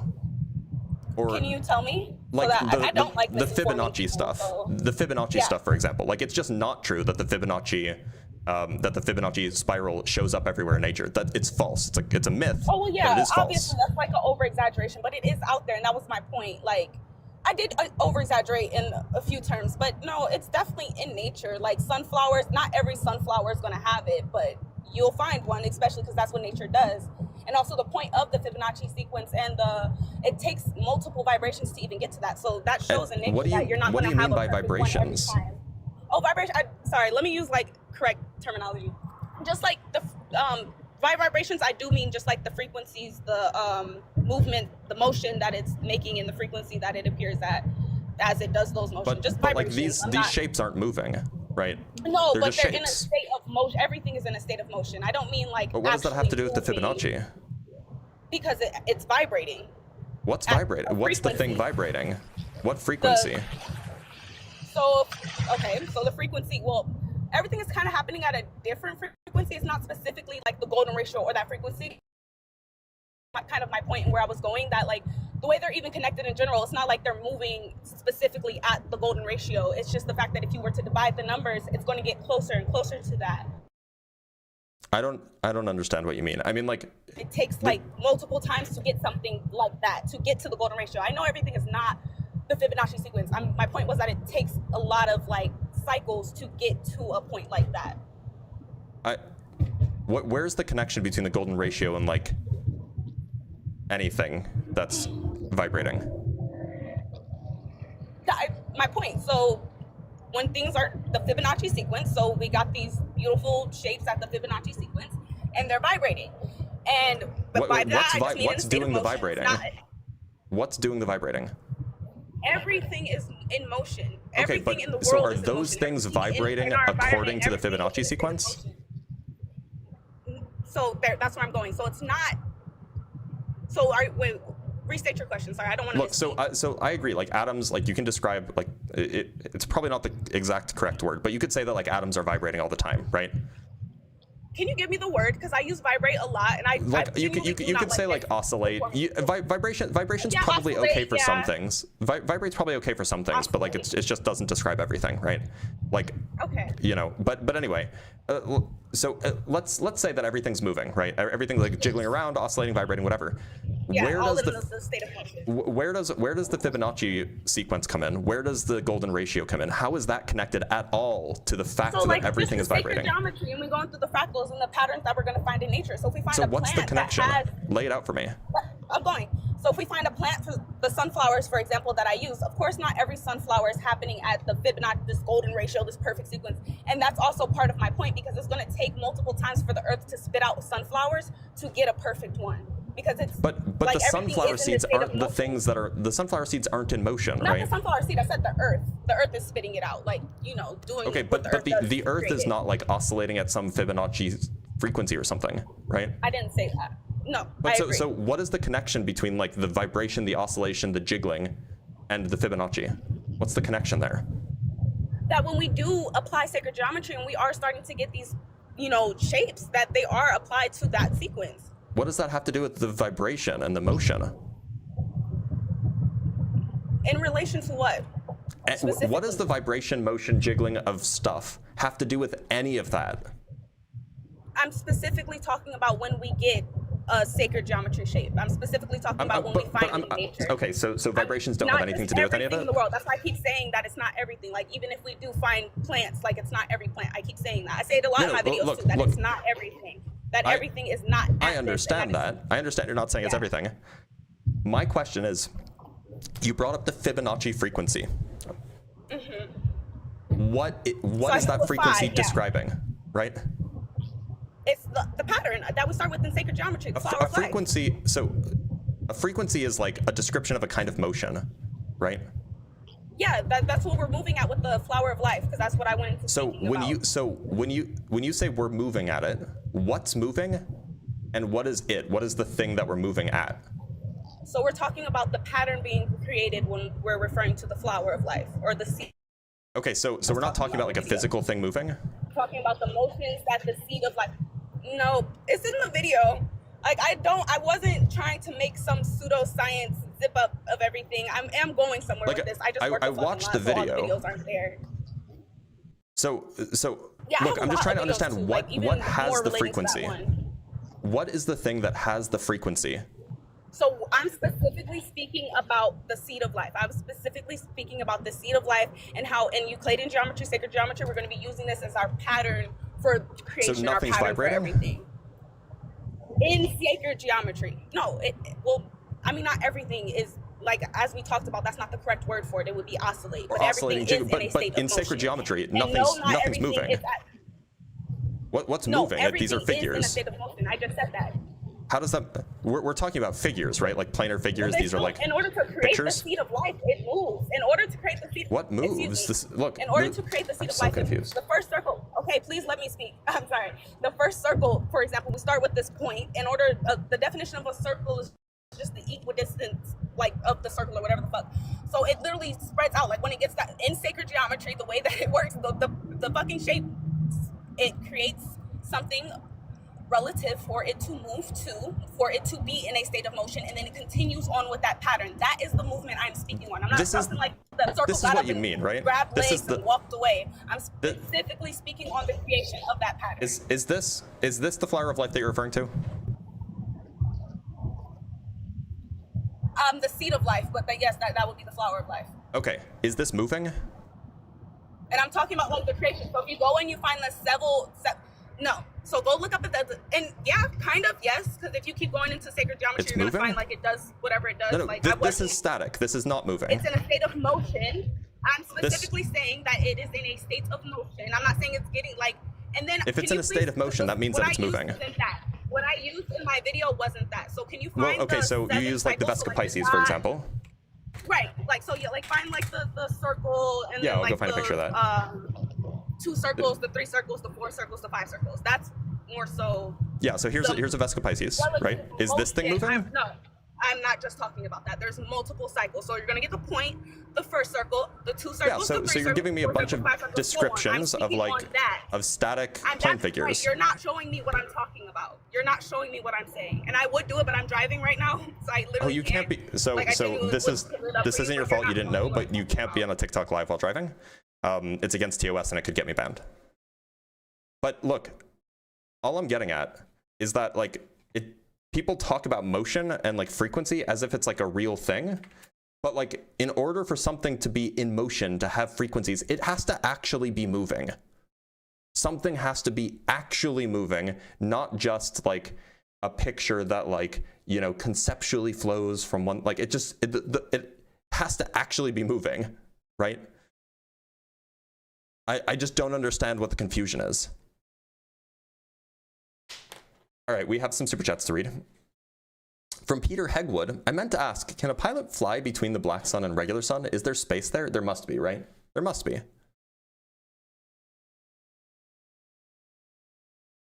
And then D Bizzle with the $5. The Earth is an icosahedron. We rolled 1. Yes, we did. Iridium sent a whale, which is like 20 bucks. So thank you so much, Iridium. I appreciate you. 7 Canuck bucks from Discordant Rhyme. Appreciate your admonition against name calling. You're asking us to be better versions of ourselves, so I'll try to do. Yeah, look, like, so you guys know Dan McClellan. I'm sure you guys know who Dan McClellan is. He's a big creator. In every single one of his response videos, he always says, don't attack the person's appearance or intrinsic characteristics, whatever. Don't do that shit. It makes me look bad when people who are supposedly on my side go and be assholes to people. Especially assholes to people about the way they look or about their, you know, supposed intelligence, or like, don't do that. It makes me look bad and I don't want you to do that. Okay? Anyway, from $10, we have Martin Papatera, new to your channel. I really enjoy your debates. Amazing how ignorant some people are. Yeah, some people are. It's really an issue. And that's why, like, often these become just teaching moments, which, you know, is the good thing. Like, teaching moments can be good. It's just unfortunate that we have to have flat earthers in order for it to be the case. From Ken with the $10, the seed of life is stored in the sack. All right, that's kind of funny, though. That's kind of funny. Okay, somebody says she's blowing it up, too. She made an angry response that called me ignorant. I mean, look, that's on her. If she's going to, like, if she's going to do that, that's fine. Like, she can do that. I won't be... like, you know, it's fine. She can call me whatever she wants to call me. I'm not that way. Okay, my mom taught me better. You attack the argument, not the person. All right, let's bring on another guest.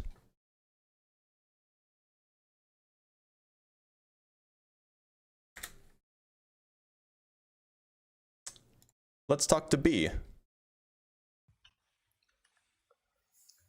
B, Hello. How's it going? What's good? What shape do you think the Earth is, B? Man, it's flat. It's flat. All right, why do you think that?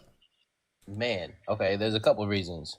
Number one, we live on a flat plane. When you walk to school, it's all in squares, right? Like every block has squares. We don't base our streets on circles. We base our streets on squares, right? Well, it depends on where you live. I mean, okay, but like still, there are cities that are called that have like circle roads and stuff. Okay, all right, but for the majority of the world, no, it's what you're referring to is for the majority of new cities in North America. Okay. Which is fine. Well, most new cities in North America were designed on a grid system because it's really easy to navigate. But like if you go to any city that's older than the automobile, like if you go to like Boston or if you go to like any city in Europe, it will not be organized that way at all. Because they were using a different type of geometry.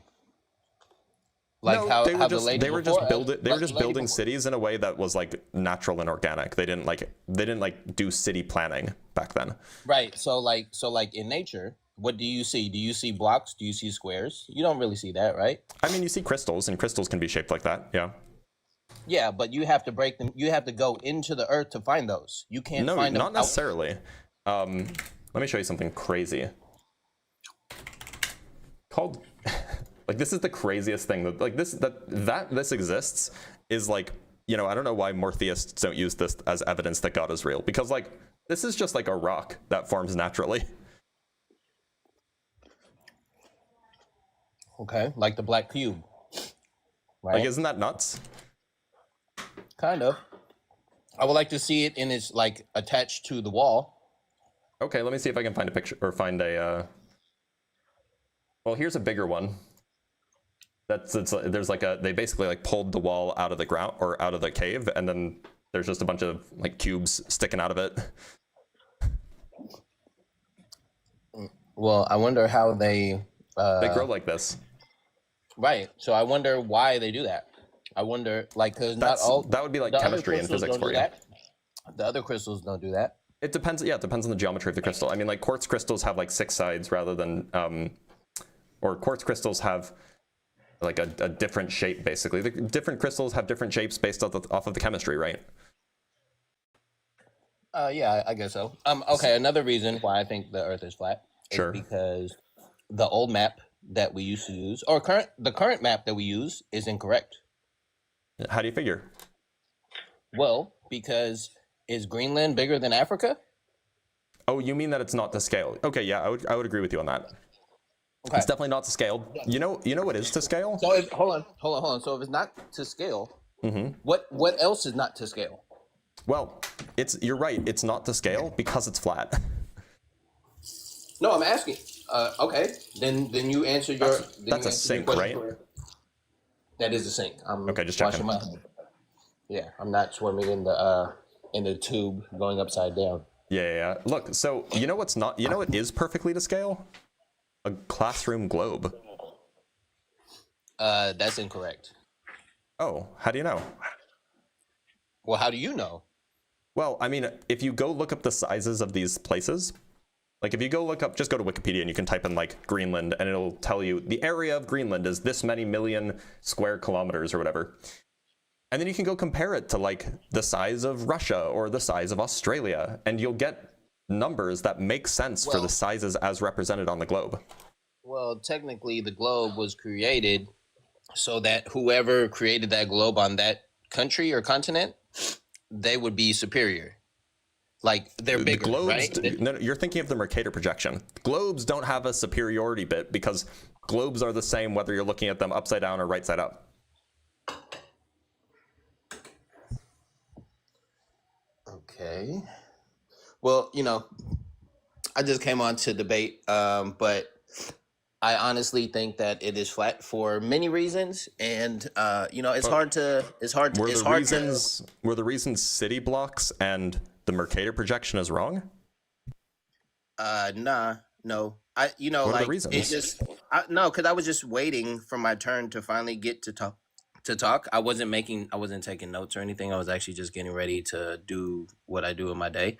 And so some of the things that I was thinking about while I was listening to the debate, you were talking to Tita for like 10 minutes and he was like making some good points, but I understand where the scientific method comes in, right? Because the scientific method was okay. Yeah.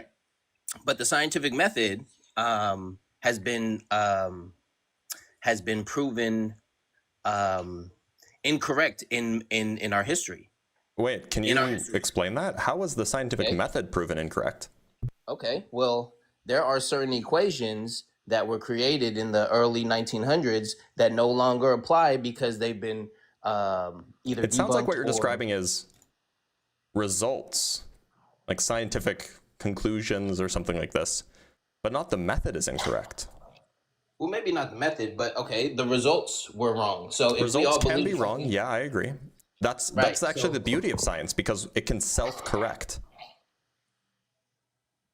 Okay, so if it's wrong, and you're basing your debate on if it's wrong, then what? Then let me go backwards.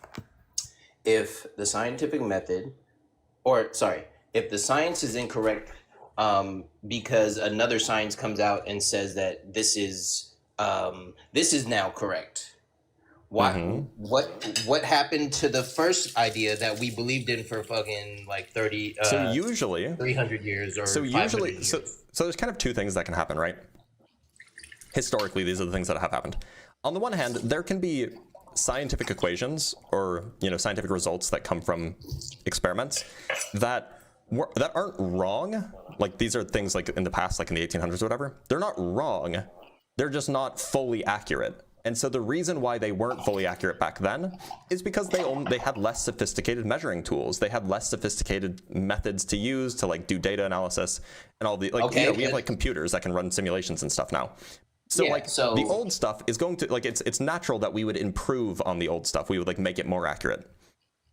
On the other hand, there's also the possibility that scientists, the scientific community, will come to some consensus about some fact that's just false.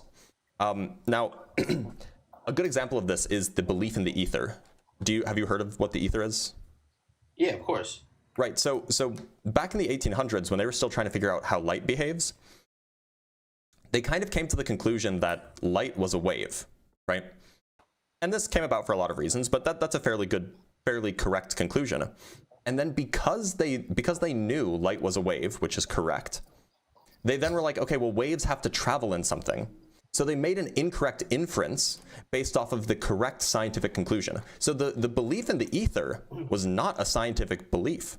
It was an inference based off of some other waves that they did understand, right? So like they're like, well, water waves have to happen in water. Sound waves have to happen in air. So light waves have to happen in something. We'll call it ether. But there was nothing scientific about that. They were just trying to make sense of the world based on what they knew. And then we used the scientific process to figure out why they don't need that or how they actually behave. But that belief, that scientific belief, just wasn't based on science, really. So that's generally what happens. You either get just gradual corrections of things as technology improves, or you have the scientific method and the scientific community coming out and correcting a preconceived notion that was not scientific but was otherwise believed. Okay, so could we be in that state right now where we think that something is the scientific, but in like 10 years or 20 years, we find something else out and that it changes the direction of our belief system? About some things perhaps, but about other things no, because the things that we can explicitly use the scientific method for, those things are not the kinds of things that are going to change. It's only the things that we can't use the scientific method for that will change, right? Or that might change. Well, I mean, we were using scientific methods to measure distance, right? And so like we're measuring the distance from the sun to the earth, right? That's what they say that they're doing. Yep, they're measuring absolutely the distance from the sun to the earth, right? And so if it is a wave, it would have to travel, right? If it's not a wave, okay, right. Everything is a wave, including me and you, right? Well, kind of, sure. Yeah, you're oscillating, right? You're atom, right? You're atom, so you're oscillating, so you're a wave. So within these, more complicated than that, but fine. Okay, well, it is a little bit more complicated. But light is a wave. Yes, light is absolutely a wave. Okay, so you were talking about the ether, right? How we used to think that the ether, even though we haven't debunked it, we just haven't found. No, we have. The ether is not some physical substance that light waves travel through. It doesn't necessarily have to be physical. Then it doesn't exist, as far as science is concerned. That's not true. Science is the study of the physical world. Right, the physical world, right? So as far as science is concerned, if something is not physical, then it doesn't exist. Okay, so in this world, you are a physical person, right? But your aura, your energy exists outside of your body. I don't think that people have auras. Okay, that's good for your thoughts, but I'm trying to tell you. I think that you would struggle to prove that. No, there's scientific methods. You can find the magnetism from your heart outside of your body. Magnetism is physical. Magnetism what is it then? It's physical. What is it? What is magnetism? It's a force field. Okay, so a force field. You can't just like the field that's containing our Earth, or what they say, right? They say that there's different layers of the Earth, right? Or different layers of the atmosphere, right? You got There the are different layers of stratosphere, the atmosphere, yeah. right? So that would be containing our waves, right? What? No, I don't know what you mean by containing our waves. Well, Like our we're not waves in the sense that like a light wave is a wave. Okay, so listen, when you were talking to Tita a while ago, you were telling him the explanation of the tube with the water in it, and when you flip it upside down, you're saying that it will spin, it'll rotate, right? Okay, so if the tube, if we're in the tube, technically, if the Earth has a covering, because that's what we're saying. It doesn't have a covering. The atmosphere isn't a container. Okay, so the other word that I'm trying to describe is this. It does contain stuff, because if it did, then we would just fly. The air would just fly out of our atmosphere. The air is held to the Earth by gravity. All right. Well, yeah. Have you looked into the explanations for these things that you don't understand about the globe? Of course. And you know, like I can't get across what I want to get across, because the certain things that you say kind of like stop me from like articulating my point, because you stop me in between. Like you can, it's all good, man. Appreciate you. Thank you for the opportunity. Okay, B. Thanks for being here. All right, let's talk to Viddle.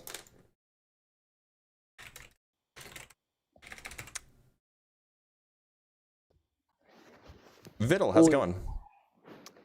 Hey, I'm not a flat earther, but my dad is, and I just wanted to say, it's funny that like I tried to debunk like the flat Earth, and I was literally like going at it like with the angle of gravity, because gravity literally doesn't work on a flat Earth. You're right. And, like, he didn't understand gravity. Like, flat earthers don't even understand the concept Viddle, of gravity. you have to be itself. 18 plus to be on here. I am. I'm 19. Okay. 2005. Okay. Anyway, yeah, Viddle, good luck. I mean, maybe keep listening. Maybe you'll get some new points. But I'm gonna bring up a flat earther, okay? All right.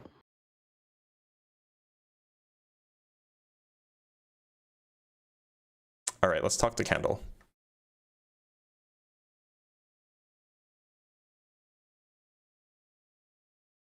All right, let's talk to the 6.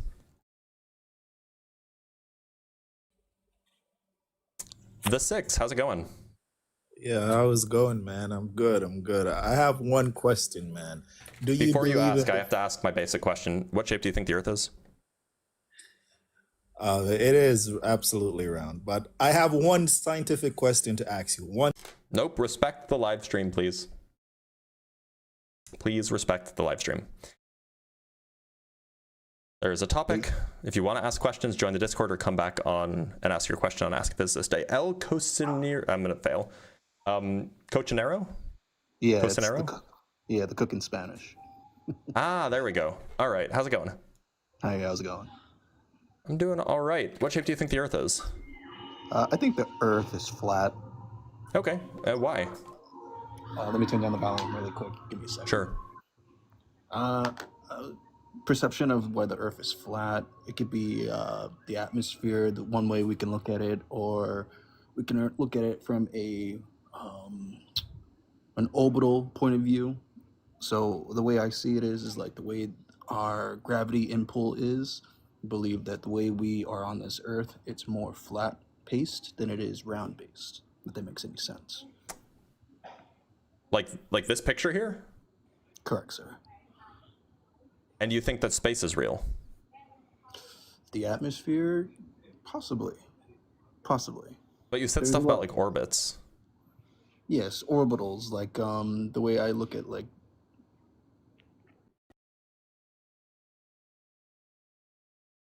Oh, where'd it go?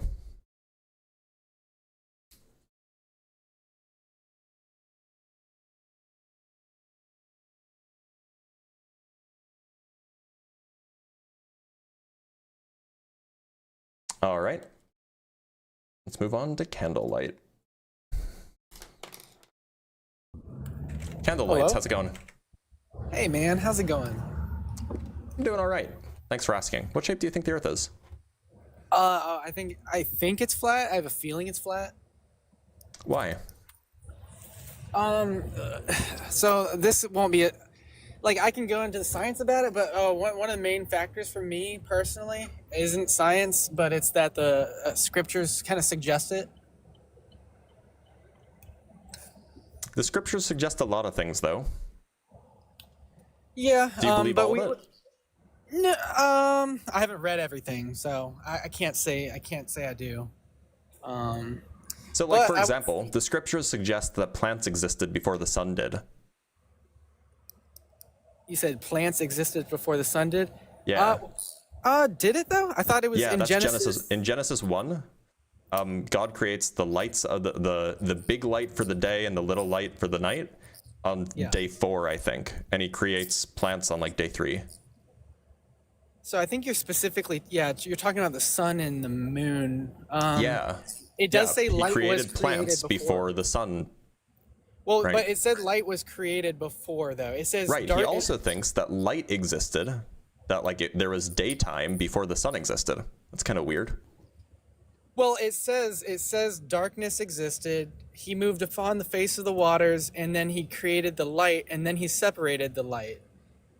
So it actually kind of suggests light and darkness were one at a time, and then it was separated. If you read it carefully, and look at the words. I mean, if you read it carefully, the sun existed, daytime existed before the sun existed. Yeah. And that's really weird, isn't it? It means that it could be daytime even if the sun didn't exist. Well, and you know what another weird thing about it is too? It also suggests that the day cycle goes night and then day, and that was the first day. It says that over and over for day 1, day 2, day 3. It says the evening and the morning were the first day. And usually we put things in chronological order, so... Well, that is chronological order, right? Right, so it would suggest the night came first, right? Yeah, that would suggest that. Yeah, but I mean, that along with ancients thinking mainly that it's flat. So interestingly enough, the ancients don't think it's flat in the way that modern people think the Earth is flat. They are different ways of thinking about the Earth. So the modern flat earthers, they think the Earth is like this, like that thing above my head. Let me show you what the ancient Hebrews thought. The ancient Hebrews thought it was closer to something like this.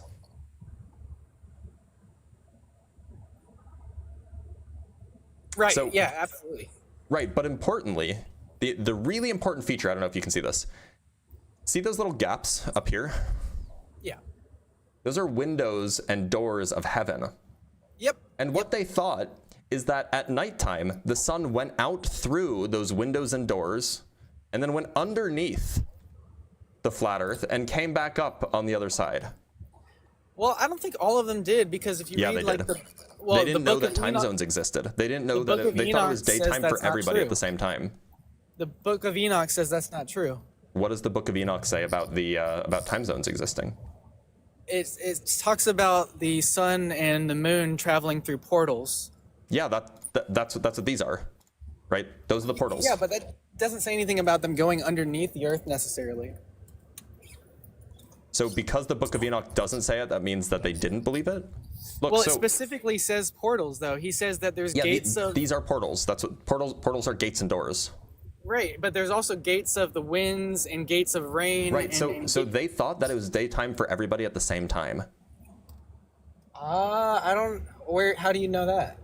Because on this model, the one that I'm showing you now, everybody would be able to see the sun at the same time. I mean, I think that this isn't to scale, but... I mean, it's not to scale. That's irrelevant. The point is, if the sun was above them, if the sun was still on the inside of the firmament, everybody would always be able to see the sun, unless it was like cloudy, I guess. I just don't necessarily believe that. But... Like you can just go check this. This is like if you ask biblical scholars or like ancient Near East scholars, they will point to maps like this and be like, yeah, this is what they thought. They thought that it was daytime for everybody at the same time, nighttime for everybody at the same time. That at nighttime the sun actually left. It was no longer visible to anyone at that time of day, or at that time of night. I mean, I see what you're saying, because like locally that they wouldn't be able to travel around the world to know all these other people existed. But so I see what you're saying. But have you seen like the Ferguson map before? I know it's not flat, but it's another example of what like maybe the world. Do you mean the Gleason map? No, Ferguson. How do you spell it? Yes, yeah, I know this one. It's very similar. Yeah. Four corners of Earth. Angel standing on the corners. Yeah. But like, this is not what the ancient people believed, right? No, but it's kind of similar in a way. No, it's not, because in this model, the sun never leaves from like above us, right? Yeah, I mean, I agree with that. Yeah. And that's the trouble. That's the problem, right? So the reason why modern flat earthers believe that like the sun like just goes in circles above us is because they recognize that that's the only way that you can even begin to make sense of time zones. Ancient people didn't know about time zones. They weren't concerned about it. So when the sun went away at night, they just assumed that it went away for everybody. So the only thing I guess I could suggest that you might believe it would be possible would be like, let's say we were in a simulation, right? And for each observer, you could make it look like a sunset when it's not actually happening, right? So like you could, as a programmer, you could program a game to where the observers are kind of witnessing this, but it's not actually going down how they think. Look, if you think that this is all a simulation, then the discussion of the shape is completely irrelevant because it's not even real. And it's kind of where I think that a lot of us aren't just like necessarily flat earthers. We're just globe denialists, I guess. Which is crazy because like we have literally like live streamed videos of the shape of the Earth being a globe. Right. Yeah, I know. Like that is crazy, right? Like we have more evidence that the Earth, like we have more video evidence that the Earth is a sphere than we have that like George Washington existed. Yeah, it's hard because like, yeah, I know what you're saying. Yeah, you know, and these people are the only people, or the space agencies are the only ones that can really go up there to see it. No, that's not true. So people can build rockets. Like there's a guy who built a rocket that, like privately, he's just like a regular dude. He just built a rocket, launched it into space, attached a rectilinear camera with a rectilinear lens to it, so there's no fisheye distortion. And then he just, I mean, it's not live streamed because it happened years ago, but he just put the video, the entire launch from ground all the way up to the top and then all the way back down is recorded. And it's like, yeah. You can see it. You can see the curvature. 300,000 feet. That's pretty high. Yeah, it's like 60. It's like just under 60 miles. I might have seen that one before. I'm not sure, but I've definitely seen more or like both kind of videos where it's like one shows, you know, like a flat horizon, and then others that show maybe a slight curvature. 300,000 feet, you should be able to see curvature though. You can. It's like really evident. I can show it to you right now if you wanted. I mean, yeah, I can see it really quick. I don't have much longer there. I got to go in a minute, but yeah, that sounds good. Let me see if I can pull it up. Here it is. I have to mute the sound.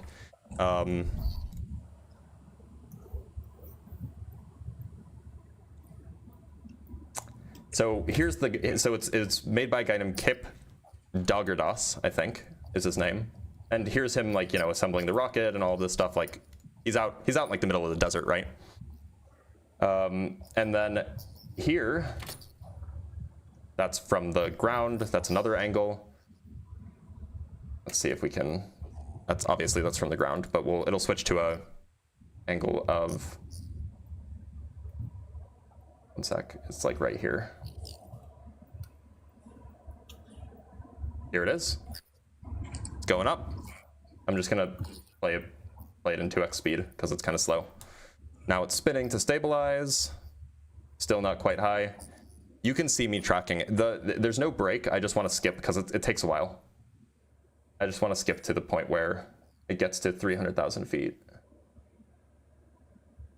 Here it is at roughly 293,000 or so feet.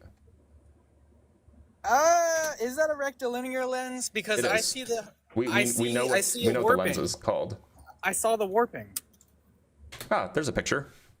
I literally saw the warping though. I mean, he tells us what the lens is. But, okay, but even if he says it, if I see evidence that it's not, then what? I don't. What warping If are you you talking go about? backwards, when that Yeah. Earth hits near some of the corners, you see it bend the opposite way. I saw it Are for you a talking second. about like the stuff around the edges? Like those? Yeah, it was like around the edge. Like yeah. like this stuff? Like that little like No, white bit that around the wasn't edge? it. I don't. It was a specific part I just saw, but maybe I'm wrong. I don't know. Yeah, that part didn't show it, so I don't know. Maybe I missaw it. I mean, like that looks pretty spherical to me, pretty curved. It's slight, but it's definitely there. I'll tell you what. What's the name of this video? I'll look it up on my own time. It's called I'll come to 56 miles above Earth's successful amateur rocket launch. Now, there is something to be said, by the way. So even if this was not a rectilinear lens and he was lying to us, the distortion that you see from the fisheye effect, barrel distortion, the distortion that you see that things will curve like kind of up if it's in the top half of the screen, and it will curve down if it's in the bottom half of the screen, if it's actually a straight line. Yeah, correct. However, this picture of the horizon is in the bottom half of the screen, and yet it's still curving up. So if it were a fisheye lens, you should not be seeing it curving up this way. No, I got you. It might not be a fisheye. I do. If there was barrel distortion at all, you should see it curving down, not curving up, if it were actually flat. Yeah, I'll look that video up on my own time. I'll come to should. you next time, and then I'll come up next time, and then maybe we could talk about it more. But I gotta get Sounds it. good. All right, Appreciate thanks for you being here, having me, man. Cantolites. Take it easy. Take it easy. He was pleasant. All right, do we have time for one more? We probably do.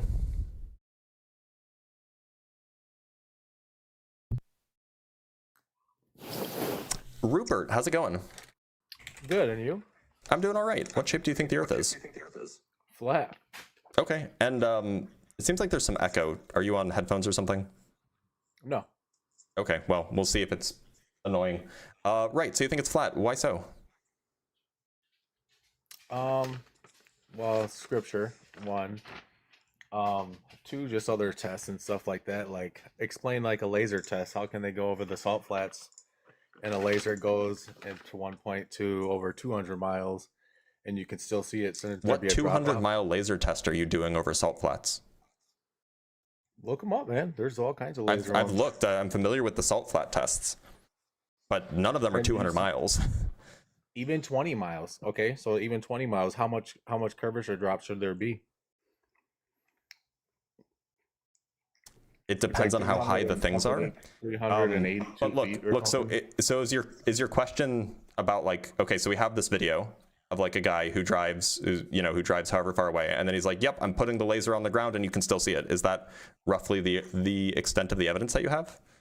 No, he has the laser set at 3 foot, and then they're driving as far away as they can, and they still have. Then they put a whiteboard down or whatever, and they can still see it at 3 feet high. Yeah. So what is required in order to see that? You just need light to be getting to you, right? Well, yeah. Okay. So do you think that there are any plausible explanations for this? For example, do you think that... okay, so explain a laser. So if you have a laser, what do we know about lasers? Lasers only, what we design or what we have, it's just a straight laser. Just goes straight. No, they diverge. They diverge at like, a few millirads. They spread out. So they're gonna drop, right? You're saying? They're gonna diverge. They're gonna spread out. Yeah, spread out. So they would get bigger, correct? So like if you and they're also light, and light refracts. So like you're saying that the dot, so it wouldn't be the dot should be huge after 20 miles, by the way. That's what I'm trying to say. So how big was the dot? If you have a more high-powered laser that will hold that beam. No, the power of the laser doesn't tell you anything about how much it spreads out. Oh, okay. So then if he was holding up the whiteboard that far of a distance of 20 miles, it should have been. It would cover the whole whiteboard, correct? Yeah, it should have. You're saying. Yeah. So then why didn't it? Probably because he was lying. Oh, probably because he's lying. Okay. I mean, like, look, that's just how lasers work, right? Like, we could do the math. I mean, does he tell us the name of the laser? Say a flight plan. Where's a flight plan? Why do all emergency flight plans don't never match where they're going on a They do. on a globe map? How come they don't work at all? They do. But if you want to talk about flight plans, Rupert, are you familiar with flights from New York to Japan? Yeah. Okay. How long do those take? Do you know? Not off the top of my head, no. Okay. Well, I do. They're about 13 hours. Can I show you something? Sure. Yeah. So if we go to AA-167, this is an American Airlines flight. At least it should be. I don't know if it's currently in the air. American Airlines, this is a flight from JFK, it's New York, Yep. to Japan, right?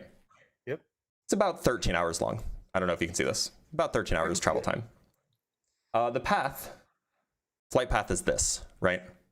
Mm-hmm. This is an actual flight that's currently flying. Now, I'm going to pull up another flight, QF-28. Now, QF-28 is a very, very similar flight. Takes about 14 and a half hours. Oh, I guess that this flight is actually delayed. It takes about 14 and a half hours, a little bit longer. Mm-hmm. Oh no, I'm sorry, this is the wrong flight. I want QF-27, I think. Yeah, QF-27 is the similar flight. So QF-27 flies from, oh no, I did want QF-28. I lied. I just wanted it oriented this way. There we go. I don't know if you can see this. So QF-27 flies from Santiago, Chile to Sydney, Australia, right? Mm-hmm. And this is the flight path. Now, we can just go back and forth between the two. If we zoom out a little bit here, we zoom out a little bit here. These are very similar flight paths, just kind of one's flipped around the other, right? Yeah. Very similar. One is slightly shorter, just because it has slightly less distance, but they're very, very similar. Now, it turns out they actually take basically the same amount of time. This one takes like about an hour, hour and a half longer, depending on the weather, of course. Sometimes they'll be almost the exact same amount of time, but hour, hour and a half longer.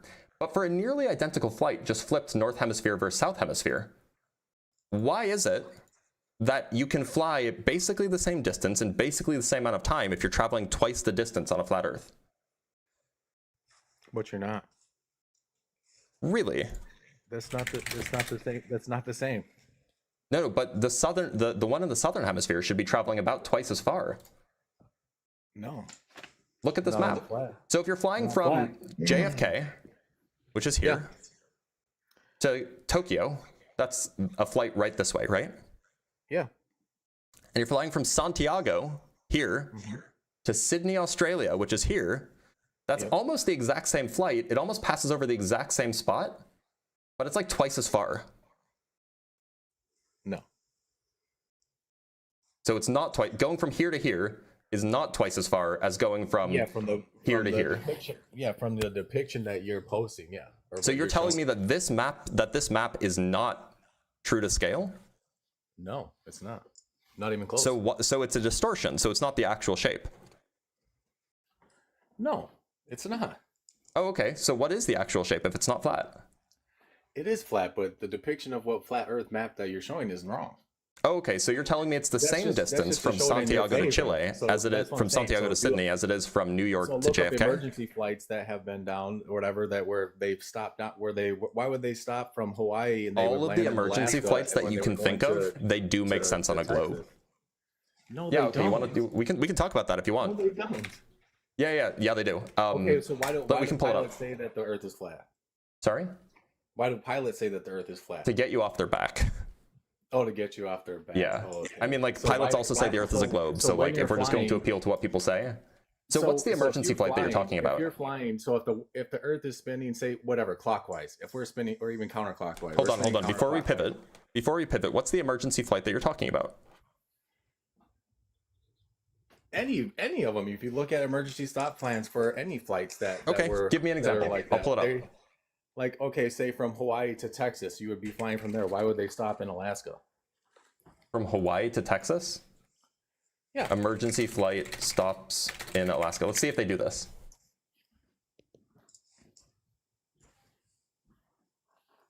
I'm not finding anything about this. About any emergency flights that stop in Alaska. All the time. There's always emergency flights that stop everywhere. Look any of them. I just looked it up. I can't find any. Look up emergency flight stops on a flat Earth map. Whatever. Look up that. Emergency flights on a flat Earth. Okay, let's pull it up.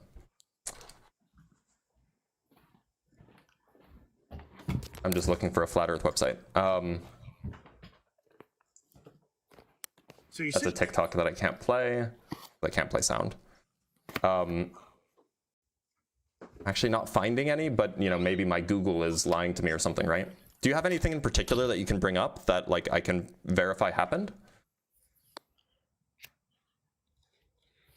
I know that there's emergency, so I know that there are emergency flight paths, like if you're flying from like Hong Kong to Los Angeles, you'll stop over in Alaska.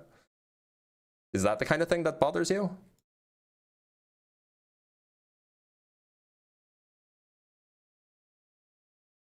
Oh, he's off the app. I think he's probably looking for stuff. I'm on. I'm just Googling it right quick. Because I think what you're referring to is like Japan to Los Angeles or Hong Kong to Los Angeles, not Hawaii to Los Angeles, or not Hawaii to Austin to Texas. Because that doesn't even make sense on a flat Earth, by the way.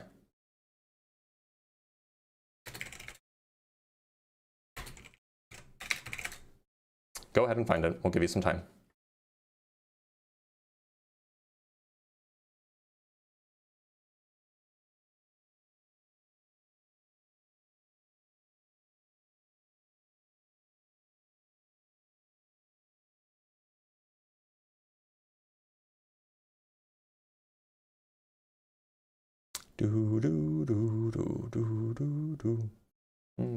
Yeah, the rhetoric is they should have stopped in Hawaii. I agree. I'm familiar with this. Go ahead.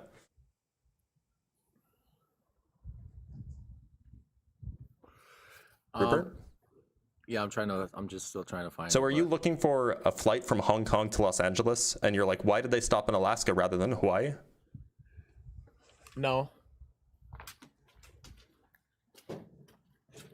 Okay. What's the example then?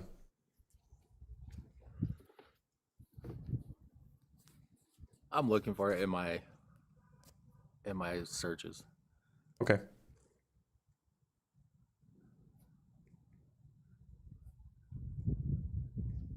And just a question while we're waiting, or while I'm looking. What's with the Treaty of Antarctica? Why can't you go there?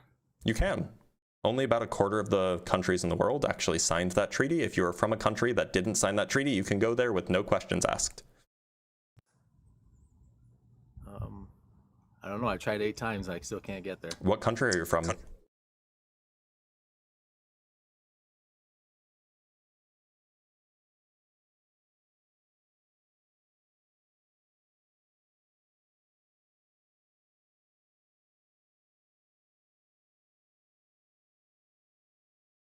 Rupert, I can't hear you when you're off the app.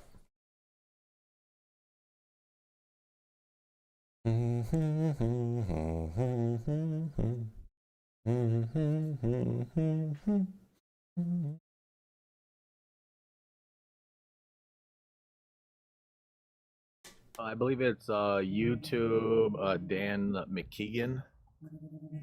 Okay.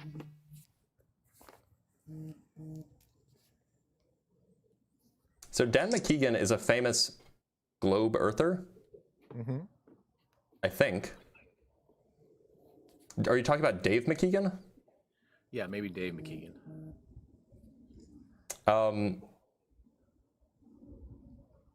Oh no, I was thinking of somebody else. No, actually, I think I am thinking about that guy. So where's the flight Earth? Where's the flat? I don't know. I can't talk. Where's the flight plan stuff? Like the flight route. I'm looking at it. Sorry, you can't hear me when I'm click off the app. Sorry.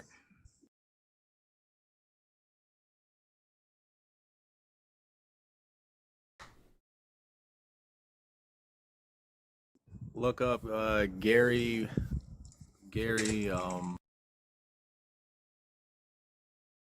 B Pilot, YouTube. Okay, and there's going to be emergency flights that are mentioned here in this video? Yes. Okay, so is it the dangerous tip from Gary V exposed by Pilot? Not what you'd expect? I believe so. That's part of it. And then there's like another one. Okay, so look, I'm just looking for the flight. Like, what flight are you referring to? It seems like, okay, so it seems like you know the flat earth talking points, but you don't actually know them well enough to reproduce them, which kind of just shows that you just believe things without actually understanding them. 1 second.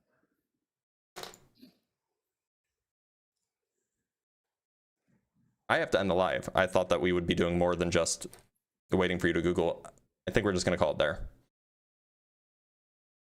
All right. Well, yeah, the live's over. It was a really anticlimactic way of ending the live. Sorry, guys. But it was noon. It's noon, and so that's when I end live. So anyway, let's read some super chats before we call it there, and then we'll move on, or then we'll call it a day.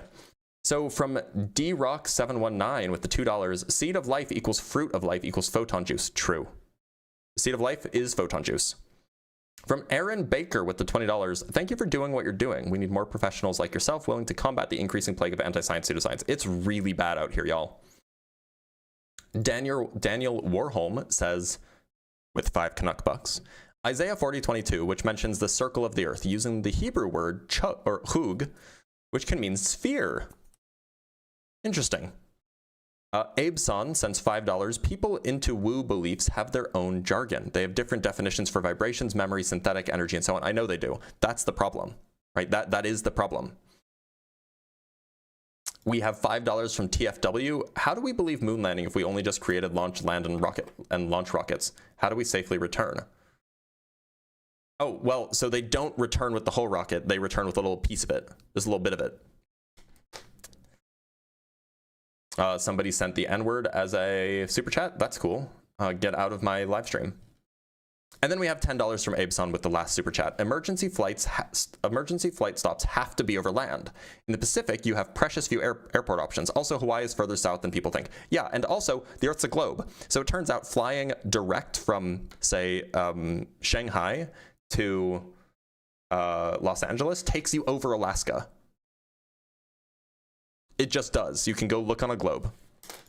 Anyway, y'all, we're going to end the live here. I'm going to be out of town for a few weeks. I don't know when my next live will be. I will probably be participating in Unapologetic, but I won't be around because I'm traveling for some research collaborations. So if you need your fix, make sure to just go watch the clips that will be coming out, because there will still be clips coming out in the next few days, in the next week or so even, from previous debates. All right. Take care, everybody. Have a good few weeks.